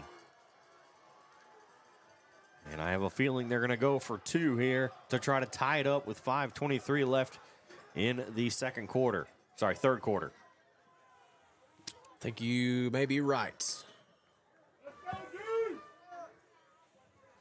And that is one thing that kind of hurts us with not, think about that extra point that was blocked. It could have been 17-0. And something tells me that, it would be a little bit different right now, even if that went the way it did. And we get a whistle and a timeout by Webster Groves. So they have to burn a timeout. They did not like what they saw from the sideline, so they'll call one 5:23 two-point conversion on pause for now. So, I think, Ryan, I want to expand on what I just said. I think that if the Tigers would have made that extra point, I think the score would be 16-12 right now. Or 17-12 right now. And instead it's 16-14. Yeah, I think you're right. I think they went for two and they're going for two again, and it's simply because we missed that extra point. It got blocked. So we got to tell you about Stone Mountain Flooring here, locally owned since 1993. And you go by and see them. Stone Mountain Flooring for all things flooring, located on Seamers Drive in Cape, and proud supporters of your Cape Central Tigers. That is Stone Mountain Flooring, stonemountaincarpet.biz. Going for two here. It's Webster Groves. Travers is going to roll to his right, looking to throw to the corner, and it's going to be a flag thrown. They're going to say it was an incomplete pass. He ended up out of bounds, but I think they're going to be calling a pass interference here on somebody. Pass interference on the Tigers. So they'll get another chance. Chandler, it's a one-point game, 67-66. Mizzou's winning. 8:42 to go in that second half. That's quite the game there. I'm sure there's some people that we know that's probably at that game. Of course, that's in Columbia, too. Yeah. So Mizzou's not coming down here to the Show Me Center. And they're going to hand it off, and that was the wrong call as the defense will stop him from getting into the end zone. And they stop the two-point conversion. No good. That defensive line, once again, reading the run game very well. I tend to think that airing that would have been their best bet there. 16-14, 5:23 remaining in the third quarter. So that gives us a little breathing room, I guess. I kind of see why they tried to run it. I think maybe they were expecting Central to expect the pass, and they tried to maybe throw them off. But, that run game, they did get the touchdown. They've gotten a little bit of stuff, a few things here and there, but that run game has not been doing as well as the pass game, so probably should not have went back to that one as, it really only worked on that drive because of just the small yards they were getting and the small amount of yards that they needed each time. They put together a very solid drive there, and look at how much time they used. Over half of the third quarter was used just on that one drive by the Statesmen. But they fail on the two-point conversion. It's still a two-point game. And we do tell you about Cape Girardeau Honda. Award-winning sales, award-winning service, proud supporters of your Cape Central Tigers. You can find them on Seamers Drive in Cape. Also their website, capegirardeauhonda.com.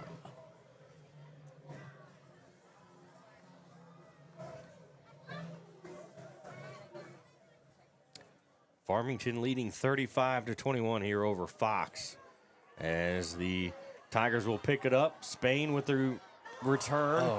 And the ball got knocked away. Gosh, dang. And it is Webster Groves football. As the fumble on the kick return is picked up by the Statesmen at the Tiger 47-yard line. So they don't get the two-point conversion, but they're going to get the ball back anyway.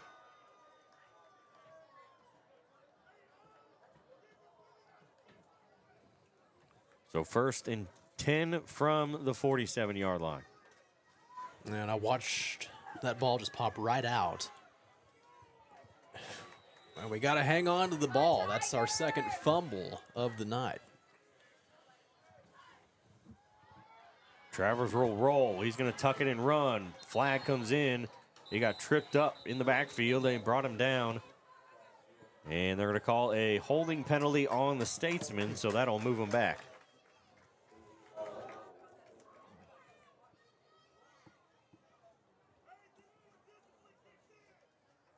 So it'll be first and it's going to be from the spot of the foul. So it's a first and long because it looks like about first and 17. No, first and 20.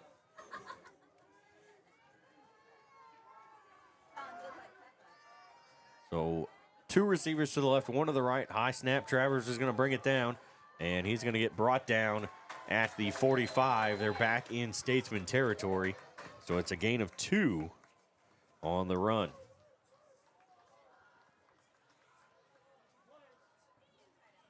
Clock continues to roll. 4:40 left here in the third. 2-point game, 16-14. And you really do sense that the Statesmen are just trying to control the overall tempo at this point. They've come up with a really good drive here to start off the second half. They used up so much time on the clock, too. And look at that. Simo on top of Mizzou by 1 right now, 72-71. What a game that would be to watch. Rolling to his right, throws, picked off, interception. To the 40, 30, to the 20, to the 10. One man to beat, touchdown, Tigers. They're going to say he stepped out of bounds at the 2-yard line. So he does not get the touchdown, but still a big-time interception for Cape Central. Puts them in perfect field position. After the fumble, they get the ball back.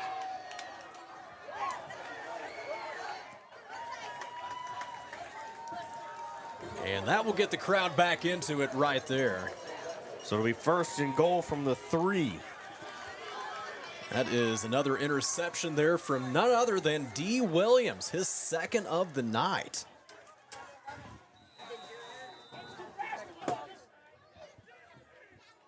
So we're going to put the ball on the 2-yard line, first and goal.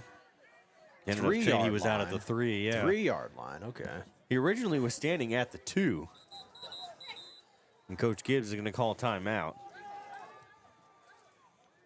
So 4:03 left. The Tigers will take a timeout. There's 8 seconds left on the play clock. So it'll be first and goal from the 3. There's been a shift in momentum here from Tiger Stadium after an interception from D. Williams, his second of the evening. We take a timeout to tell you about Stone Mountain Flooring. Locally owned since 1993, Stone Mountain Flooring, your trusted source for all things flooring. You can visit them on Seamers Drive in Cape, also online, stonemountaincarpets.biz.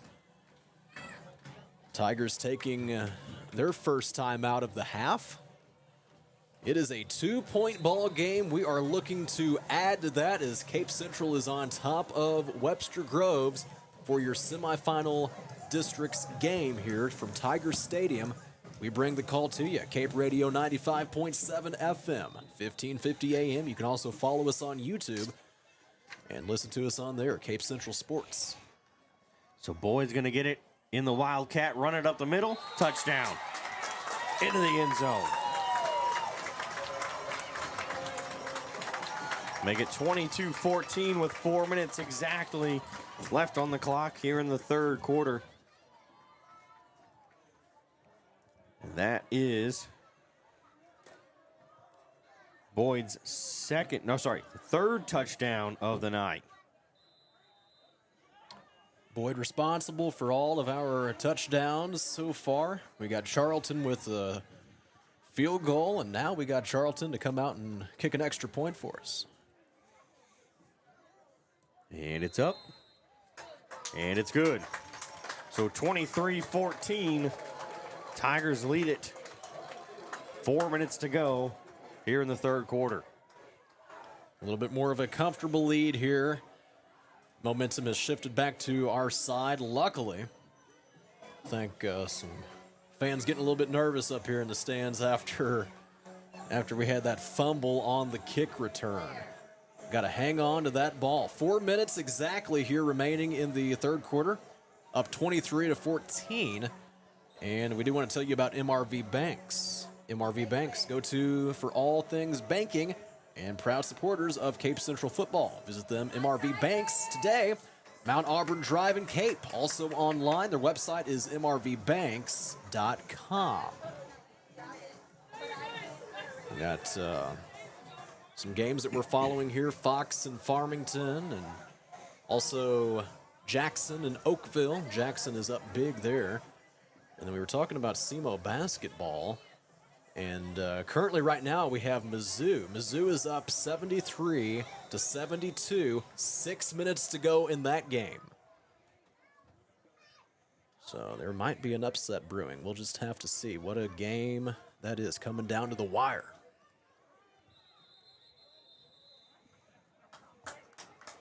And he catches it. Man, I think he just fell. Just caught it and fell. So they'll fall on it at the 20-yard line. So basically, it's like it hit the end zone. Took a whole second off the clock. We've had 3 interceptions here, Ryan. D. Williams has come up with 2 of them. So 1 second ticks off the clock, 3:59 remaining. Third quarter, 1st and 10 for the Statesmen.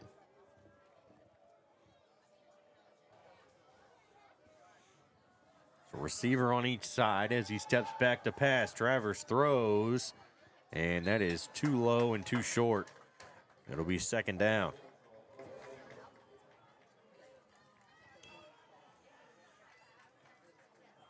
So 2nd and 10 from their own 20. You had mentioned coming into this game, we were talking about their quarterback here, Will Travers, and he had, I think you said 11 interceptions coming into this game? Yeah, he's got 14 now. Yeah, that's 3 in this one. Not good at all, but you know what? He actually can air it out quite a bit, and that's one thing you got to remember. Some of these quarterbacks that air it out more, it's bound to happen. Whoa, high snap. It's going to roll on the turf. He's going to have to fall on it, and they've got it down inside their own 5-yard line at the 4. So that's going to be 3rd and a mile to go with 3:40 to go here in the third quarter.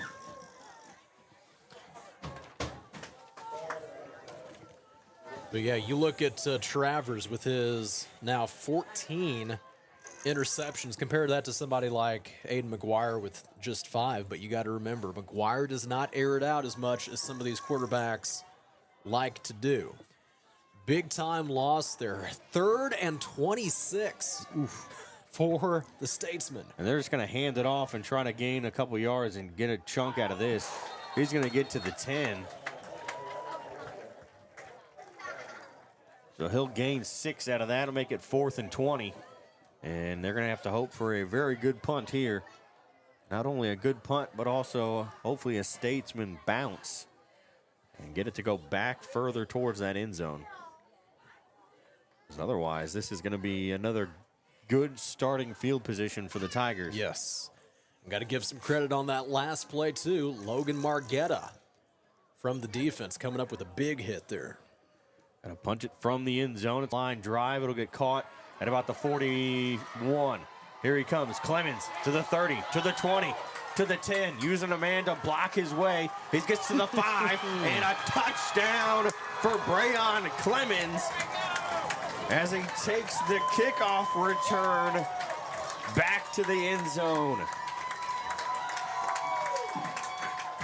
And that's something we had told Coach McClard at one point. How about a special teams touchdown? There you go. He gave it to us. We got that punt return touchdown from Brayon Clemens, making it 29-14 with 2:18 to go here in the third quarter. Tigers got a lot to feel good about right now. We've been playing well here in the last few minutes, and a 2:18 on the scoreboard in the third quarter. Here's Charlton with that extra point. And it is good, so make it 30-14.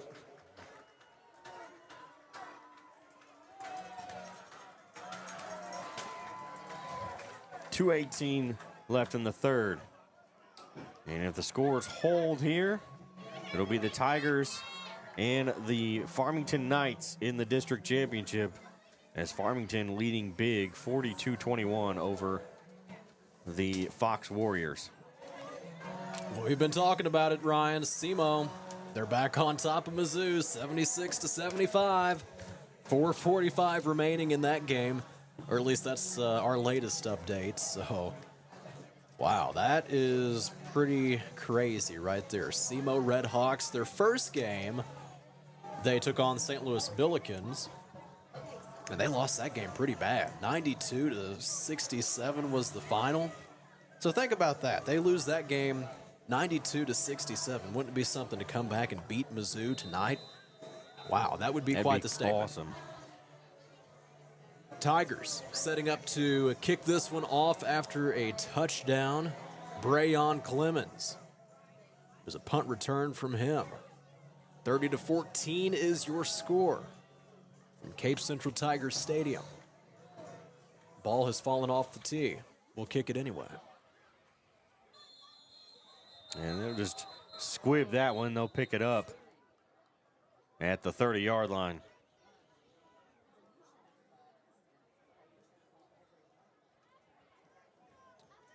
So the Tigers hoping for some more of the same here. I got to the defense last time. A bad snap or two mixed in there, and just not much going on at all for this Statesman offense. 1st and 10 from their own 30. We have 2:17 left to go in the third quarter. Cape Radio 95.7 FM, 1550 AM, and online at YouTube, Cape Central Sports. He's going to throw downfield, wide open. He makes the reception. McDonald, he'll get it down to the 27-yard line in Tiger territory. A big pass from the Statesman. Get it from the 30 all the way down to the Tiger 27. Yeah, I still think their passing game is a little bit dangerous here, Ryan. And I've mentioned that a few times now. It's 1:50 remaining here in the third quarter. 1st and 10 now for the Statesmen. And oops, that's a fumble, but it gets it on the one hopper as the whistle will blow finally.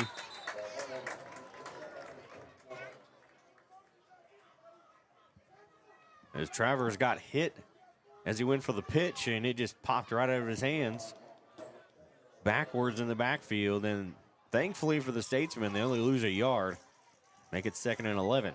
Yeah, that could have been a lot worse. And they're able to just kind of fall on top of it there. But 2nd down, 2nd and 11 from the Tiger 28. Time is still running here. We're approaching a minute. 1 minute to go in the third quarter.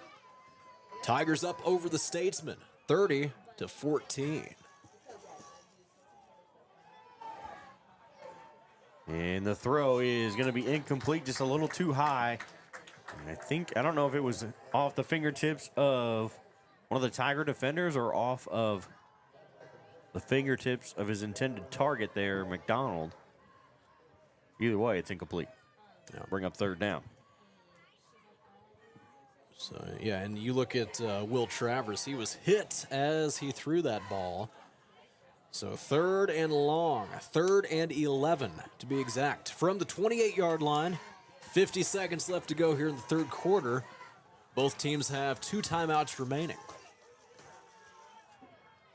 Travers will roll to his left. He's going to keep it himself. He's got a hole to find that 1st down, and he's going to get out of bounds.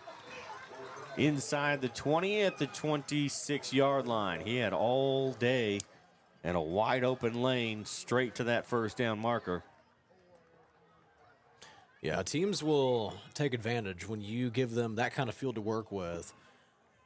that is something there that as a defense, things like that will happen, but we can't afford too much of it because they're going to run down and score the ball every single time if we allow gaps like that. It's 1st and 10 from the 16 now. And they'll hand it off, try to run it up the middle. They'll gain a couple, get it across the 15 to the 14-yard line. Gain of 2.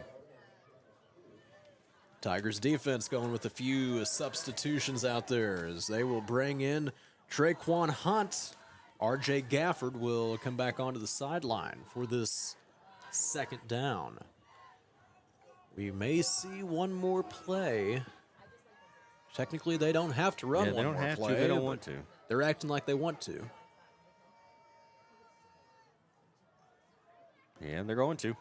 Travers back to pass. He's going to throw to the back corner of the end zone, and it is incomplete. So the 3rd quarter will end. It's 30-14. Tigers on top. When we come back, 4th quarter, it'll be 3rd and 8 from the 14-yard line for the Statesmen. We'll be back after this. At St. Francis Healthcare System, our mission is to provide you and your family with access to the level of care you need, delivered by nationally recognized providers, with the quality of care and support you expect. It's been our commitment to the region for over 150 years. Where faith guides, expert care resides. St. Francis Healthcare System, a higher standard of healthcare. Visit sfmc.net.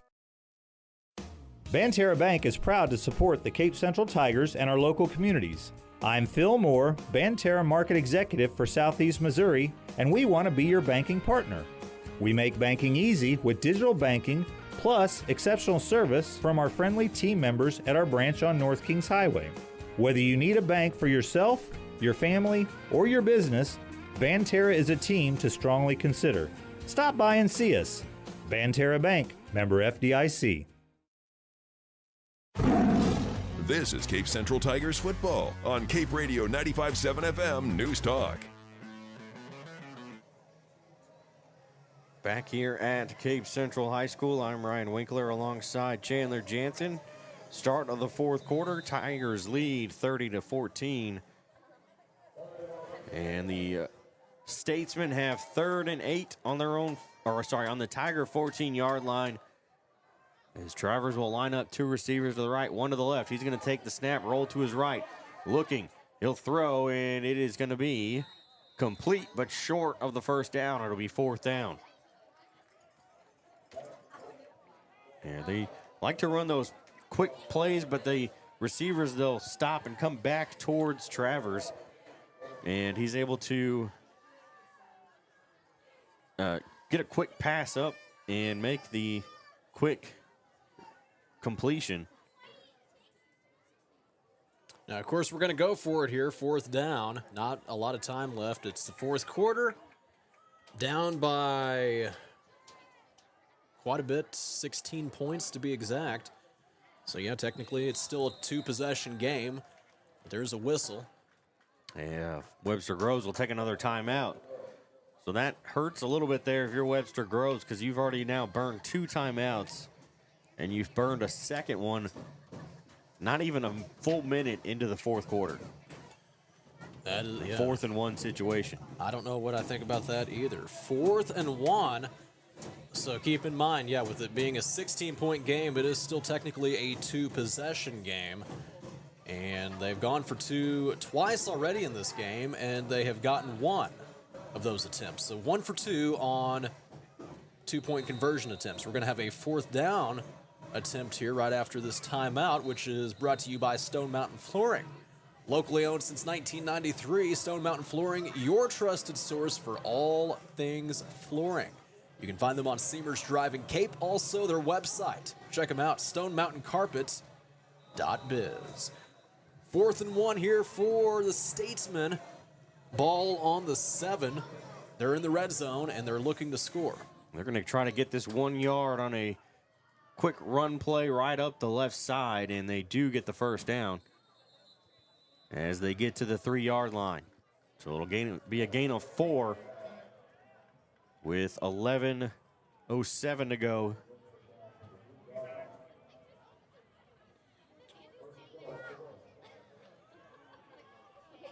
Statesman will move a little quicker to the line this time here. Just under 11 minutes to go.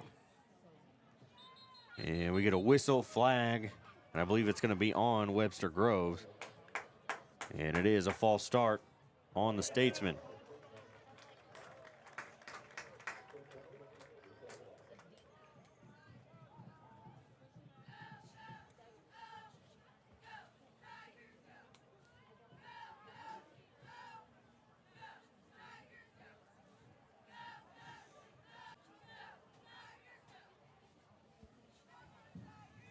So it'll be 1st and goal from the 8-yard line now.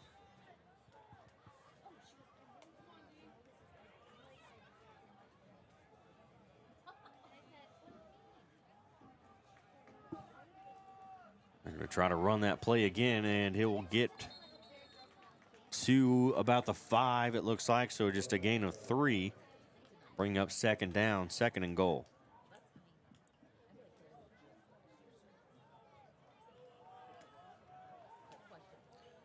10:20 remaining here in the ball game. It's 30-14. Tigers on top. District semifinal game is underway. And 2nd and goal from the 6. And the pass is broken up, incomplete.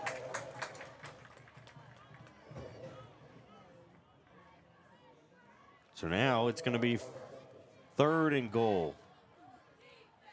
Martavion Robinson coming in there for the Tigers defense and breaking that pass up.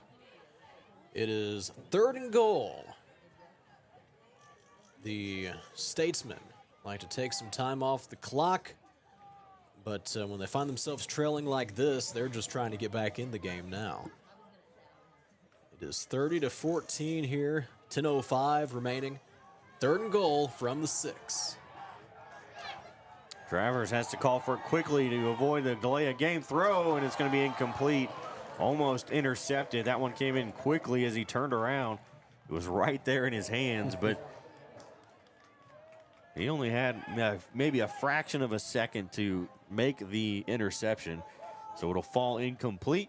It's 4th and goal from the 6 with 10 minutes and 1 second remaining on the clock here in the 4th. As Travers runs back to the huddle from the sideline. Play clock down to 12. Receiver to the left, 2 to the right.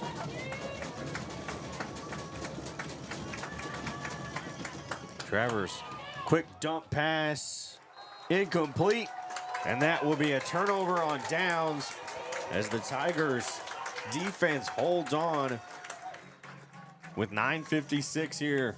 In the 4th quarter, they'll take over on their own 6-yard line. So just the stop that we needed. 30-14 is your score. 9:56 remaining in this ball game. And I am curious on what SEMO and Mizzou are doing. How about that? Okay, Mizzou is up 80-79. A minute 30 left in that game. Wow. Don't you kind of wish there was like a little TV over here we could just refer to that game right now as we're calling this one? It is 30-14, and the Tigers have the ball back again after a turnover on downs. McGuire will take the snap, turn around, hand it off. Trying to go around the left side, and he's going to get, looks like, maybe 3 yards. Torrance Murray on the carry. We'll see where they actually mark it. Yep, gain of 3. So at this point, the Tigers can run the ball a lot. They typically don't have much of a problem doing that in the first place, but they can rely on some good runs here to just kind of coast this game out. Another handoff. Murray runs it up the middle. Still chugging along. Gets enough for the 1st down. As he gets it to the 19-yard line, a gain of 10.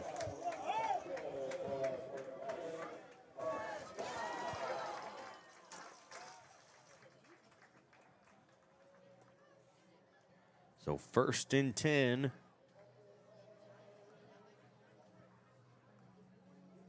They're going to say he got to the 18. So gain of 9.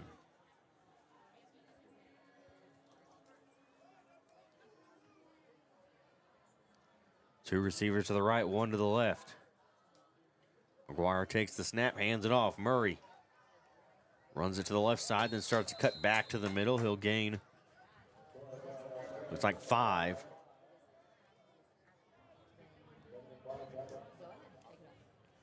So 2nd and 5 from the Tiger 23-yard line.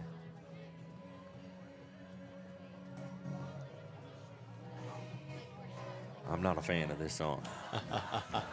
It's a little overplayed, I guess. I wouldn't say I dislike the song, though.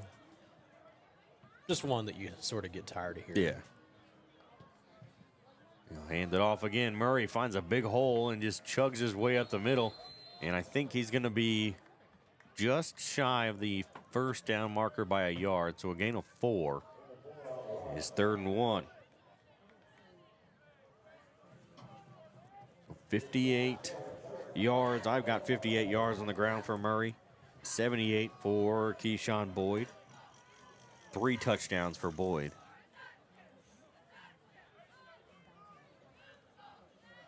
Third and 1. 8:05 remaining in the ball game here. 2 receivers to the right side. And he'll hand it off again, running it up the middle, enough for a 1st down. That's Keyshawn Boyd as he gets it across the 30 to the 31.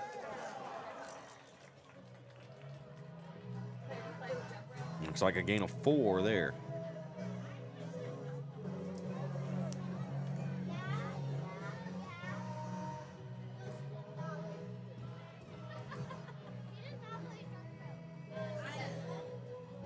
.735 on the clock. It continues to run. The Tigers using up as much clock as they can as they need to get the play off now. Hand it off to Boyd. He's going to stutter step, go around the left side on the far sideline, get it to, I think, the 40-yard line, so it'll be a gain of 9.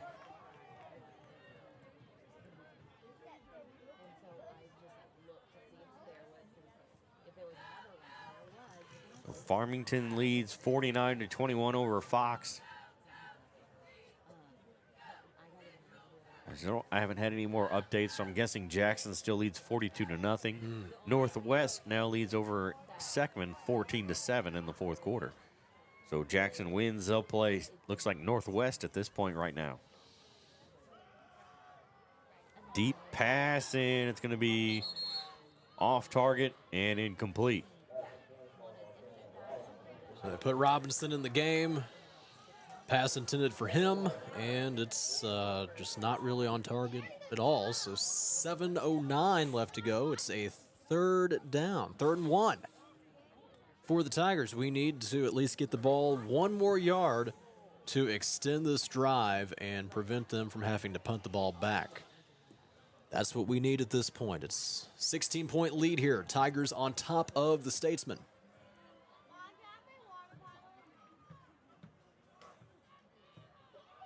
Take the snap, hand it off. Boyd will run it up the middle.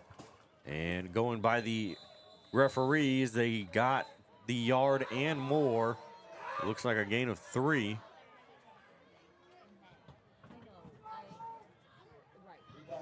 It'll be 1st down.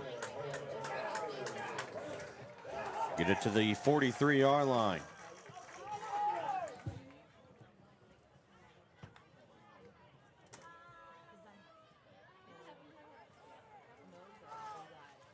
First and 10, 6:48 to go here in the 4th. 30-14. Oh, look at this. Mizzou 86, SEMO 84. There's 28 seconds left to go in that game.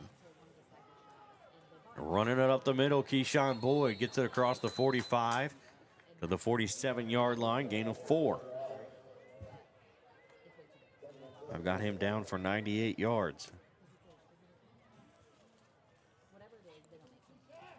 Now Murray will come in as Boyd comes off the field. I was just about to say, Boyd just 2 yards shy of 100. He should get it on the next one, and here comes Torrance Murray. They're using both of those guys this evening. We're seeing a good split backfield tonight for 2nd and 6 now from the 47.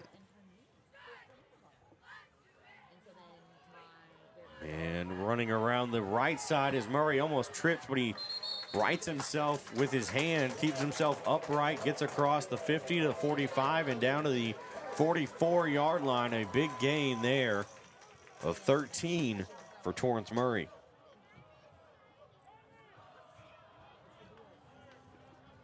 He stays in bounds. That means the clock will continue to run. 5:40 remaining in this ball game. Cape Central on top of Webster Groves. 30-14 is your score.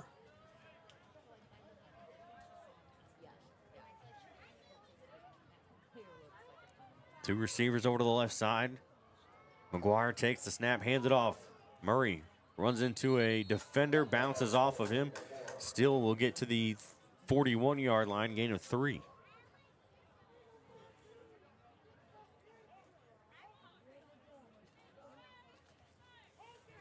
Now Keyshawn Boyd will come back in as Murray will head back to the sideline.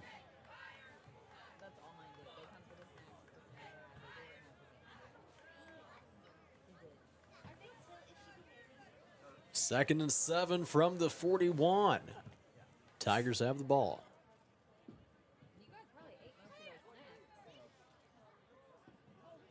Put Grove in motion, hand it off. Boyd. Whoop, that fake didn't quite work as the ball popped out, but Grove will pick it up. He's to the 20, to the 15, to the 10 as he starts to cut back. He gets grabbed by a defender and he'll get brought down at the 10-yard line. Nope, they're going to say he's out at the 9-yard line. So nice run there as I don't know if the pitch was short or if he got hit and the ball popped out. Either way, Grove was there to pick it up and take it all the way from the 41 down to the 9. I think somebody might have got a hand on that one and kind of slapped the ball away from being pitched off. But yeah, Terrell Grove able to make quite a play there after it looked like it was going absolutely nowhere. How about it? 1st and goal.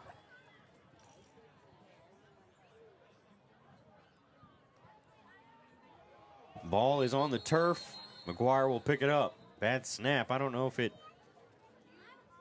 hit off of, I don't know if it's just a bad snap altogether or if it ricocheted off a leg. I don't know. It's 2nd and goal from the 11. Loss of 2 on that one. 3:30 remaining in the ball game. Tigers on top, 30-14 over the Webster Groves Statesmen. 2nd and goal from the 11.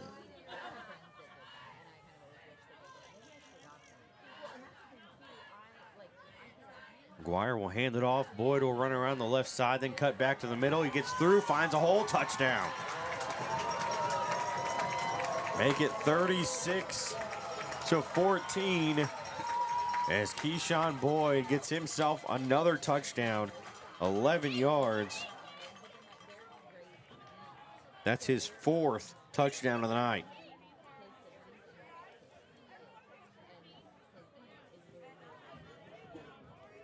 Make that 9 on the year for Keyshawn Boyd. We have Joey Charlton set up here for an extra point attempt. 36-14 is your score. Looking to go up by 23 here.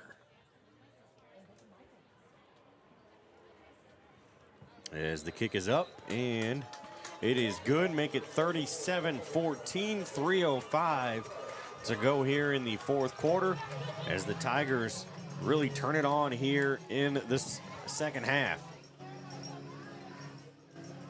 You got that right, Ryan.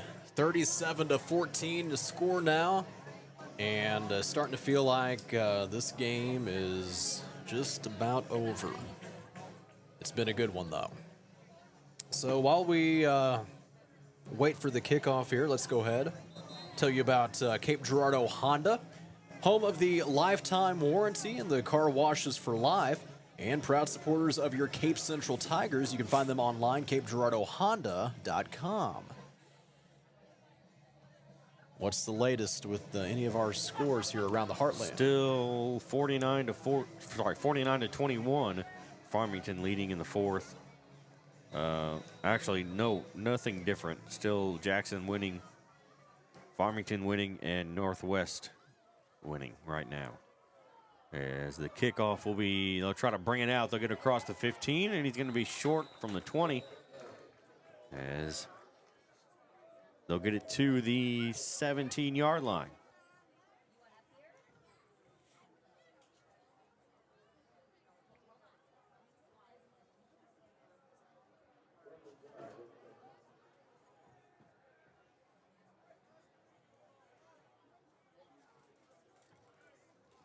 So 2:59 left here in the fourth quarter. 37-14.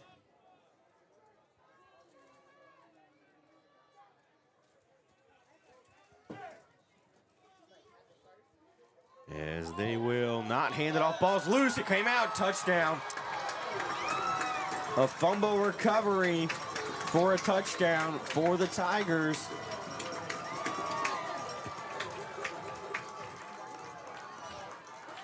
As that is, who's that? JoJo Hamlin. Oh, JoJo Hamlin, yeah.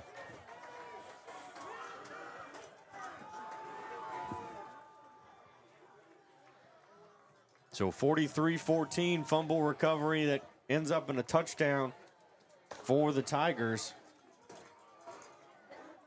And it's now 43-14.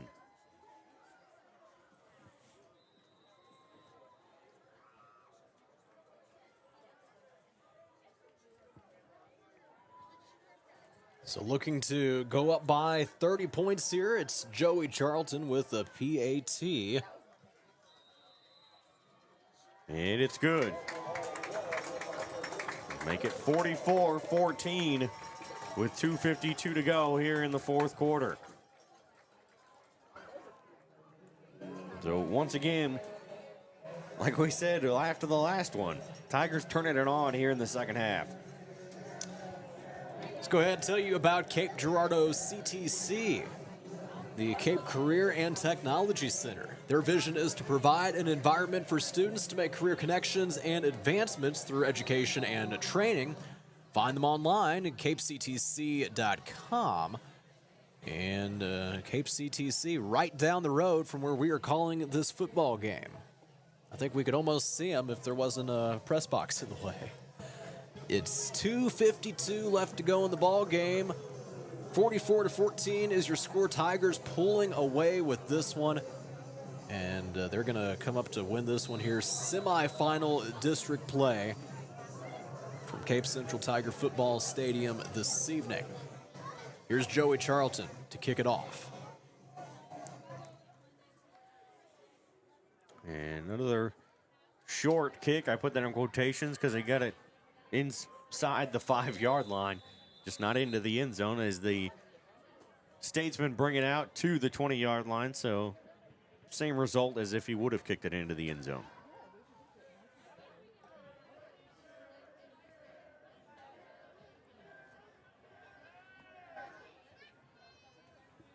So 1st and 10 from their own 20-yard line.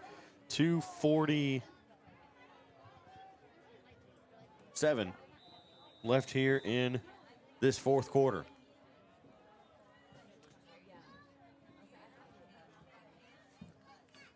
And they'll hand it off, try to run it up the middle. And it'll be stopped as he gets a pretty decent gain, though. He still got 5 yards out of that one, make it 2nd and 5.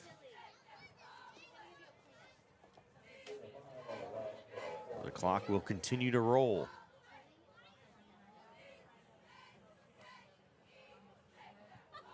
So the Tigers will move on.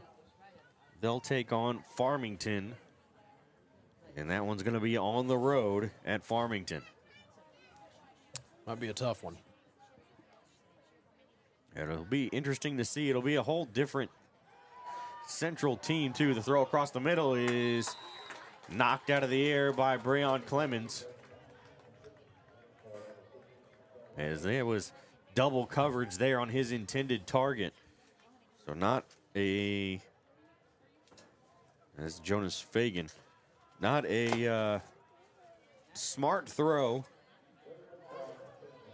but also, you know, you really can't hold back now at this point in the game with 2 minutes and 4 seconds remaining, 3rd and 5. You might as well just go for what you think you see. I do want to give you an update here. Mizzou hangs on to beat SEMO 89-84. Dang. Quick throw, and it's incomplete. I thought it was caught there for a second over on the far sideline, but referee signals incomplete. And we just get a flag there at the second? No, okay. I thought I saw him throw a flag, but he did not. I think he was just the football. He was just throwing the football back to the middle. Because when he put his hand out, look, when I thought he threw a flag, it looked like there was a Webster Groves player walking right past him. So I thought maybe he had said something, and that's why he threw the flag. But no flag. 4th and 10. As that's going to be intercepted once again. And is that Breon Clemens again? Another pick 6 for the Tigers. Make it 50-14. No, not this time. Not Breon Clemens. Martavion Robinson with the interception and a pick 6.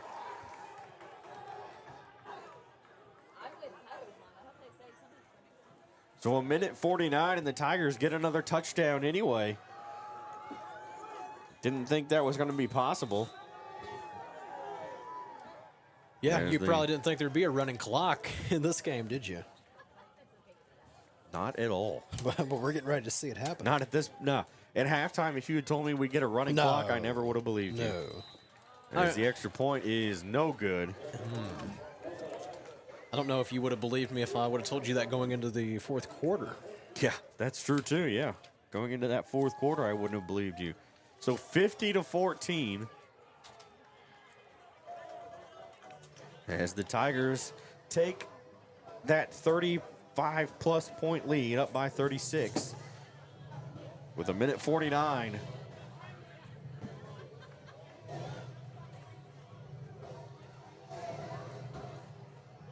Fourth quarter, Tigers advance to a district championship once again. They'll take on Farmington. And yeah, Ryan, Farmington being a team that we have already faced this year, where we lost to them 35-21. We were up in that game, though. Weren't we winning 14-0? Yeah, that's what I thought. So that was probably one of our more heartbreaking losses of the season, just coming up short in that game after having a nice lead.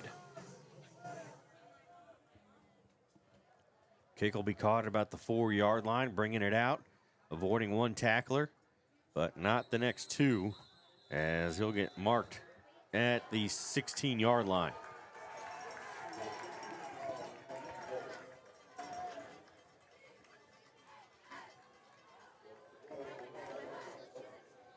And there is that running clock here for the final minute 30 of this ball game, 50-14.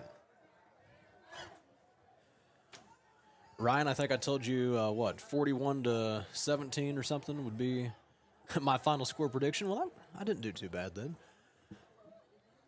The Statesmen have the ball 1st and 10 from their own 17, and time for maybe just a play or two here with that running clock. This will be the 4th straight season of the Tigers being in the district championship. Won 2 in a row, then lost last year to Cardinal Ritter in the district championship. So looking to make it maybe a 3 out of 4 situation. If they can play like they did against Farmington in that first matchup, but this time with a whole different offense. Now that Keyshawn Boyd is back. Every season that I have gotten to call with you, they have made it to this district championship game. Trevor is back to pass. That one's a little wobbly, but it's caught at the 50. Holy cow, I can't believe that was caught. He's going to break a tackle, tightrope the far sideline, and get out of bounds at the 33-yard line. But that's going to do it because the clock is down to 4 seconds. So one last big play there by Webster Groves as the Tigers win it in advance to the district championship next week. On the road, unfortunately, on the road at Farmington. We were hoping for another home game just so we could be in our nice press box here, but we'll make do with what we can next week. We're going to take a break. We'll come back with the post-game show brought to you by St. Francis Healthcare Systems. We'll be back after this. At St. Francis Healthcare System, our mission is to provide you and your family with access to the level of care you need, delivered by nationally recognized providers with the quality of care and support you expect. It's been our commitment to the region for over 150 years. Where faith guides, expert care resides. St. Francis Healthcare System, a higher standard of healthcare. Visit sfmc.net. At MRV Banks, we offer personalized loan options that offer an alternate to credit card debt and are tailored to your needs. Whether you're financing a big purchase or consolidating debt, our team is here when you need us most. With competitive rates, flexible terms, and a quick and easy application process, combined with our amazing local customer service and support, let our experienced lenders meet with you to discuss what's best for your success. MRV Banks, we are from here and love living here. Member FDIC, Equal Housing Lender. Get in the game and show your support for your Central Tigers sports with Garber's Menswear. Their community-driven brand proudly supports these young athletes, fostering teamwork, dedication, and sportsmanship. Garber's has been a community staple in the town plazas since 1960, and they're proud to support our youth as they grow into adult members of the community. Join them in cheering our student athletes on to victory. Together, Garber's and our community can build a brighter future, one game at a time. Go Tigers! Looking to upgrade your floors? Come see why Stone Mountain Flooring is the top choice in Southeast Missouri. Locally owned and operated, they offer a huge selection of name brand carpet, vinyl, hardwood, and tile, all at the lowest prices around. The talented team will help you find the perfect flooring with free estimates and financing available. Stop by today at 410 Seamers Drive in Cape or visit online at stonemountainflooring.biz. Quality floors, great prices, and service you can trust. Stone Mountain Flooring.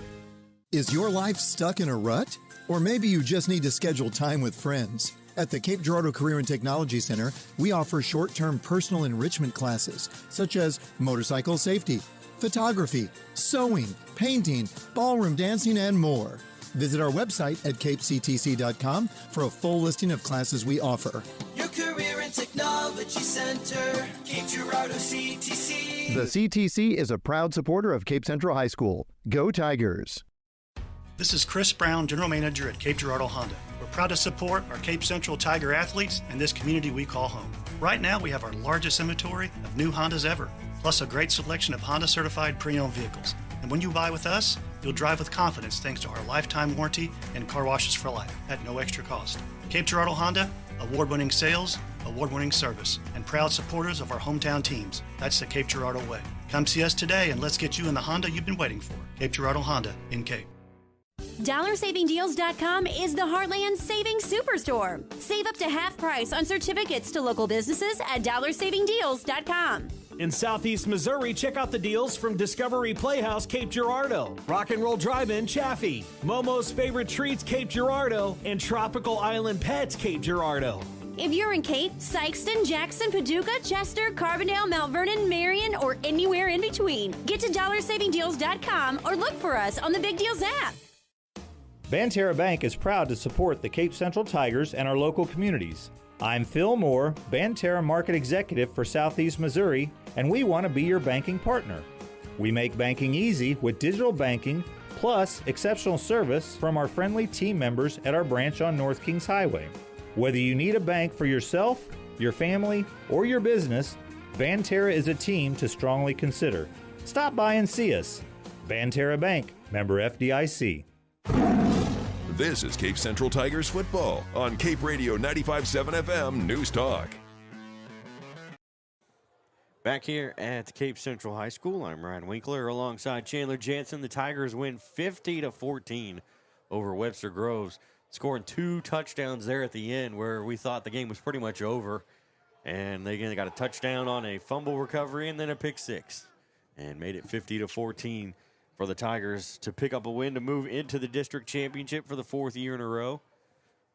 Is Keyshawn Boyd, we'll give you a couple stats. Keyshawn Boyd with 109 yards, 4 touchdowns on the ground. As Torrance Murray, he picked up 74 yards. Terrell Grove with 32 and Aiden McGuire with 5. Jathan Spain finished with 42 receiving yards as he was the only receiver, I think the only receiver to catch a pass from McGuire there in this game. Is he had 2 big receptions at one point. One for 20, another for 17. And then the Tigers also added on a field goal by Joey Charlton, a 45-yard field goal back in the first quarter to extend it to 10-0 at that point. And then obviously it became 16-8 at a point, and then it was looking like, oh, it's going to get close. It's 16-14, and then the Tigers just said, all right, that's enough.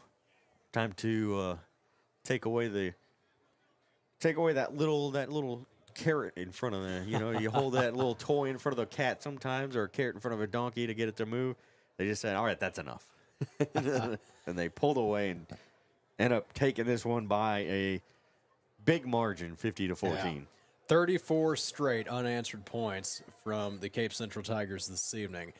Very impressive win here, 50-14.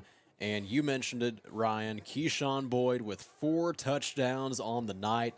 We're going to give him our Garber's Menswear Best Dressed Player of the Game. Keyshawn Boyd back-to-back weeks receiving that, and really no surprise, though, when you think about it, because Keyshawn Boyd is such a key part of this Cape Central offense. Now, also, we have a special PSA here, too, for you, Ryan. Role models. They are more important than ever, and you have the power to be one. So when you show good sportsmanship at high school events, you can set an example of character, respect, and integrity. Good sports helps to preserve the tradition of high school sports and athletics to build community pride. So lead by example and be a good sport. This message brought to you by the Missouri State High School Activities Association and your friends here at Cape Radio 95.7 FM. So State, Misha, they want you to know about everything like that here. High school activities and athletics, they are the ones in charge of all of that. And since it is your semifinal districts game, Cape Central wins. That's the ones that we want to tell you about. So looking forward to next week, Ryan, going up to Farmington for a big game there after they defeat Fox this evening. That game was kind of neck and neck here, I think. Wasn't it for a little while, at least? Went final. 49-28 is the last update. That still says fourth quarter, but there couldn't have been much time left in that fourth quarter. So, yeah, Farmington Knights really pulled away with that win. They're kind of like how Central did here this evening, I guess. But yeah, it was a close game. Yeah. I think at halftime, even kind of like this one. Yeah, at halftime, close game, and then I guess Farmington did the same thing. They pulled that carrot, put the little laser pointer around the floor for the cat to chase around. Oh, yeah. I've seen those, too. That's funny. I like those analogies.